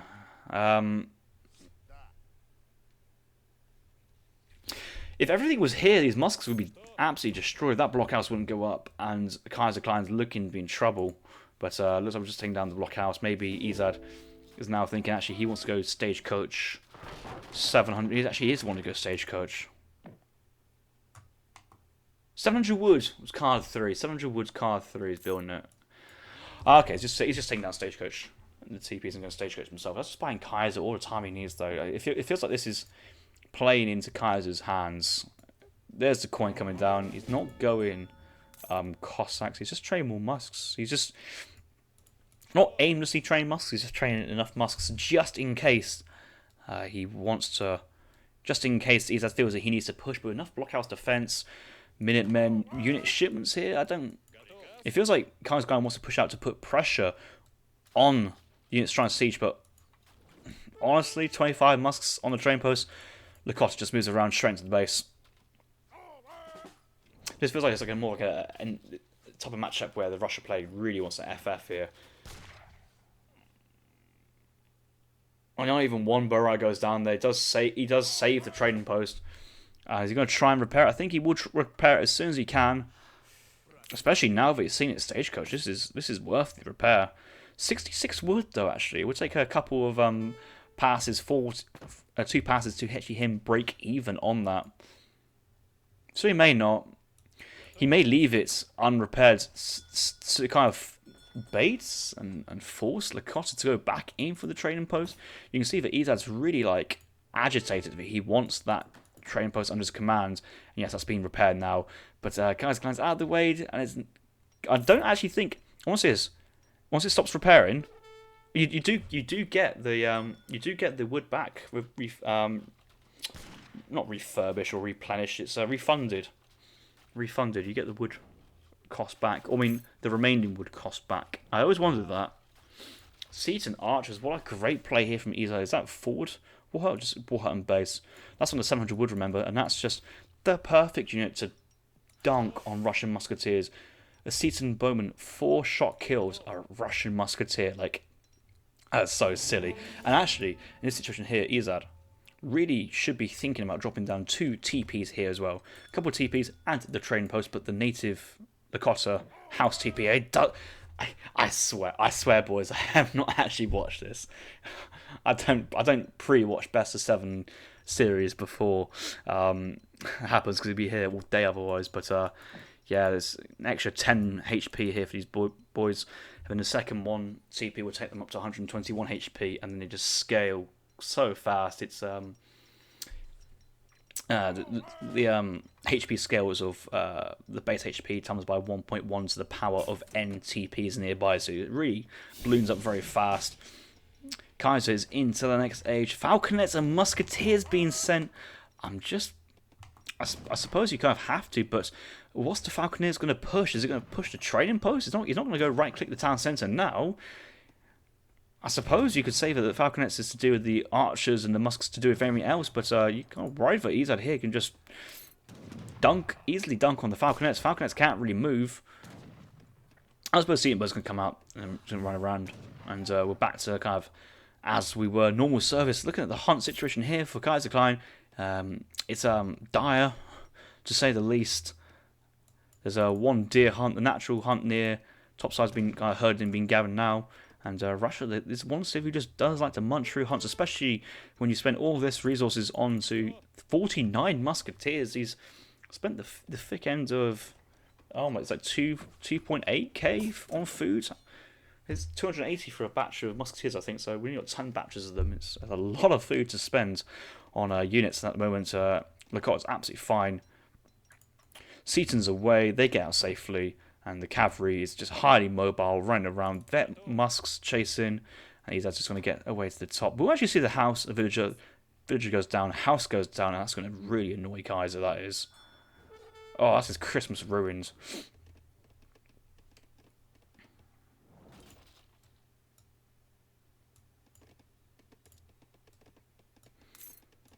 Ezad manages to get the age up in, going for the messenger, like in that. Some players are always tempted there for the wise woman, and it always looks to be a great idea until the fact when you realise you're halfway up and it's still not aged up. It's like, should be able to get that shipment in actually as he ages up. So that's going to be a 5 rifle rider into rifle rider production. I can't see any other unit he'd really want to train. I suppose he can go for veteran bow riders and send in the rifle riders, but rifles just destroy the falcons, they destroy the musks. Maybe you could argue that because you got enough cavalry hits to the Falconets, you can just go 9 Wakinas, upgrade to veteran Seatons the War Hut, and just ship your Wakinas. 19 Seatons is certainly worthwhile to upgrade, especially when you get right-clicked by a lot of musketeers. And I think Kaiser trying to pull trick the Falconets, but they're the same speed, doesn't really matter. Rifle has been sent, does have a talent center and War Hut. There's no TPs being thrown down. You may want to consider this. No actual veteran upgrades as well. It's a nice little timing. Okay, veteran bow riders. Bow riders coming in. TP 1-2. TP is going down, being built, and this is fine. Like this is, Ezad just doesn't need to panic. Oh no, Betty the water buffalo has been picked off. There you go. Just got a couple of TPs there chilling. That's quite nice. Dodges another Seaton. Wow, very very nice. Okay, so the rifle's going to come out, the veteran bow's going to come in. There's no warrior fire pit here from Dance. Just imagine if you had that. Opry's raiding, but here comes Axe Rise rifles just destroying the Falconets there. My god, these guys do so much damage. Is that a 6 multiplier versus that? It's a 6 multiplier, and they just wreck. They just wreck musketeers. Opry's getting a massive. Well, they're hitting the trading post, and they're missing the vills. He doesn't quite know there's lots of vills nearby. What does Kaiser see? Doesn't see anything. She does see the trouble marketplace. The tooltip does say 10. Oh, he's going Manchus. Oh, he's saying Manchus. Oh, it's such a big investment of shipment to have after your first push. And Manchus would have been there to pick off the rifle riders very quickly. Rifle riders are hard countered by dragoon units. They do have the heavy cavalry tag as well. So, but elite bow riders just having a fun day, and I'm sure Lakota loves this situation a few times. Even rifle riders now chasing Oprichniks, now functioning as the dragoons elements of this unit. I mean, they are dragoons with what prizes as heavy infantry, but you know what I mean. They're chasing down cavalry instead of musketeers, artillery this time. Kaiser saying Manchus plus 20 strikes hold this. He probably does, to be honest. But Ezad here with 13 seats and bows. It's just bow riders, though. They just trade so much better, especially if you're focusing down one by one. And there's a batch of 5 being trained. The 4 elite riders coming in. And yeah, the Manchus on the run. But he's already lost the strikes and may lose another blockhouse. Is that the same batch of Appreciate? I think it's the same batch. Yeah, same batch of Appreciates coming out. Villagers are coming out, but they're going to get picked off by the bow riders. This is easy pick. And no great coats on these villagers. You cannot have great. You must need a great coats versus a Lakota. It's one of those attacks that you need definitely versus Lakota. Appreciates running, but they've run out as soon as they meet the elite rifle riders, and the bow riders and Seatons chasing down the Manchu. There's just not enough stuff here. Really needs to back it up with the Strats do come out, but unfortunately, the Manchu have already been whittled down to just 4 Manchu. I'm going to get some lovely picks on the rifles, though. Lose a couple of rifles there is not ideal, but when you're this far ahead, you just want to keep trading and keep being annoying. There's 3 Dog Soldiers and a batch of Axe Riders. That's going to follow up. That's going to be disaster there for Kaiserklein. Kaiserklein does keep the train post, maybe rebuilt it there. I think it's kept it, so you're quite happy with that. But Axe Riders and Dog Soldiers on Strelets. Oh, this doesn't end well. It's 3 shot from a Axe Rider. It's only 2 shot, definitely there from a Dakota soldier, Dog Soldier. Right, bows coming from behind. I think they just shoot the vills at this moment. There's no point shooting Strats when you've got all this cavalry just going to town. All these villagers with Strats with their axes can't even kill a single Axe Rider there. This is just massive. This is for alright. Lakota play. He's at Nascending 9. Wakina's 5 axes being trained behind us. What's Kaiser got? He's got 5 cavalry archers, 5 vet Strats on the field as well. Hold underneath a town centre and blockhouse, but I don't think it's going to be quite enough for him today, especially with the Explorer still at 1300 HP, essentially. And that can move in and tank a lot of damage. Seasoned bows have been used to high effect here. Seasoned bows, it's been used from early colonial and actually very useful in that hold, and did a great job picking off the Manchu and cavalry archers. The GG has been called, and the GOAT, Kaiserklein, feeling under the weather today, still puts up a great show. But it's Ezad who comes out on top. It is his best of 7 and wins the series 4-3 in the rules of Play 1 Civ for 1 game. GG's in the chat from Ezad there as well. Well played, good games they were, very entertaining. I thought the classic AoE saying GG undeserved victory. Get out of here, class. Get out of here. I thought some good play there. Yeah, I hope you enjoyed watching them back from my perspective. Hope got most of these things right. But yeah, entertaining series always when it involves Kaiser, and we know we're watching games of the highest quality here. And I thought, in particular, this game with the unit control and the ideas of the TPs taking TP control, forcing Kaiser out of his base, bit of raiding, it was really well executed. And yeah, this was a good game for you to win. Let's look at the post game quickly. Yeah, there's only 5 vil, and then the kind of the massive spice trade card. It's like 25%, so it's a very strong economic card. Also, Kaiserklein's a civ which grows economically as the game goes on, but if it doesn't quite hit that timing well enough, it kind of then doesn't really have the follow up. But he kind of, once the facts went down, it's like, oh well, great, a bit of a sticky situation there. Let's go to the military population. You know, that fight underneath the town centre was just great fight there from Ezad. The Falcons were trying their best to hit the Setons. The Setons were dodging a few times, but once the rifles came out straight onto the Falconets, artillery was getting picked off. The elite bow riders tanking so much musketeer fire. What a good upgrade to have, and very well played for waiting for that timing. And this is what we talk about, the timing again. So how Ezad got his ass handed to him underneath the it was Hero Town Centre on Saguenay. Kaiser had the reverse situation where he stayed too long underneath the town centre. I mean, if I would say stayed because he was literally pushing. That was his moment to push, but Ezad held out long enough to get his first shipment, first tech, and crashed afterwards. All resources, Ezad. It's close. It's hard to say, but because Ezad's here, is not really having to fund houses as well, naturally has a weaker economy. It's probably more disposable economy than what Kaiser had. If anything, you could argue Kaiser's units are pretty cheap. Kaiser spent a lot of resources in the second age training 50 musks. I'm not too sure you needed all 50 of them, but the push afterwards was pretty strong, but not strong enough. Right, okay, so that ends this series between Kaiser and Ezad. That actually ends all the fun casted Showmatches series. I do say thank you to Kaiserklein for casting series number 3 between Kevin and Geegs. I guess he's now called Geegs. Also known as Le Castet for you guys if you're not up to date with people's names. That was a fun series as well. And yeah, let's just keep these guys entertained, interested in competing, and hopefully we'll see what we have in store in terms of Age of Empires 3 as the new year comes around and this wonderful year of Age of Empires 3 comes to an end, really. So yeah, it's probably the last cast of series on ESOC for 2021. So for you guys watch on YouTube, it's probably get uploaded next year in May sometime, probably. Who knows? Hi, people! Everybody in 2022 has COVID killed the world yet? If it has, oh, it's a shame. But yeah, no. Follow on Twitch, follow on YouTube, check out the community websites, and anything which does happen, or anything which will happen, will get posted there, so you get to know what will happen. When will it happen? I don't know, but it will happen probably. I've seen some sneaky ideas. What's in plan? It'd be good to see how the community stabilizes after the Age of Empires 4 hype has kind of worn off. A lot of people have stopped playing it. Magic is playing Age of Mythology. Boyd's back on Mythology. Don said he's kind of hung up his boots. Got StarCraft players gone back to their game, and it's just Hera and a bunch of people now in Age of Empires 4 going, please play this game.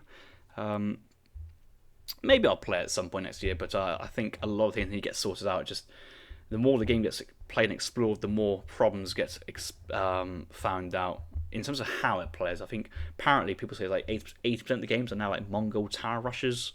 Sounds fun. Sounds great. Not as great as this game. Glad you guys are watching. Glad you guys are enjoying. And I'll see you guys later. Please post these Rex. I could do that, Archer. I don't know when the next patch will be out, so these Rex will be alive for a while. I'll do that. Good shout for you guys to look into it. I'll probably send them to you direct on Discord first, then I'll upload later. Don stopped. I don't know. He probably played casually anyway. He's always playing poker. Ask him. Who knows? Maybe we'll see Don Tent back to Age of Empires 3. Now that would be fun, wouldn't it? Yeah, I've recently seen Hazard playing a bit of Supremacy. Kaiser's back. We've Kevin Tet's been playing a bit. We've seen Keister and Callan playing as well. A lot of people playing. Like when we say that there's like, oh, there's no pro players around, that's an absolute lie. There's easily about 10 to 20 exceptionally high quality top players, and we just need to have Mito to come back and we complete the happy family, and the AE3 circus carries on again for another year. Alright, cool, enough rambling. I'll see you guys later, and time to check on Twitch to see who else is streaming. Dun dun dun dun dun. Oh, it's toss up between so many worthy people. However, I think there's only one player we really want to see, and that's Corix playing Age of Empires 4. Let's raid Corix on Age of Empires. No. Oh, he's got webcam today. He looks smiley-ish. I know. Okay. All right. Let's go bung over Lois versus Life. There you go. Have fun. See you later, boys and girls, guys and girls, gals, whatever. Ciao, ciao.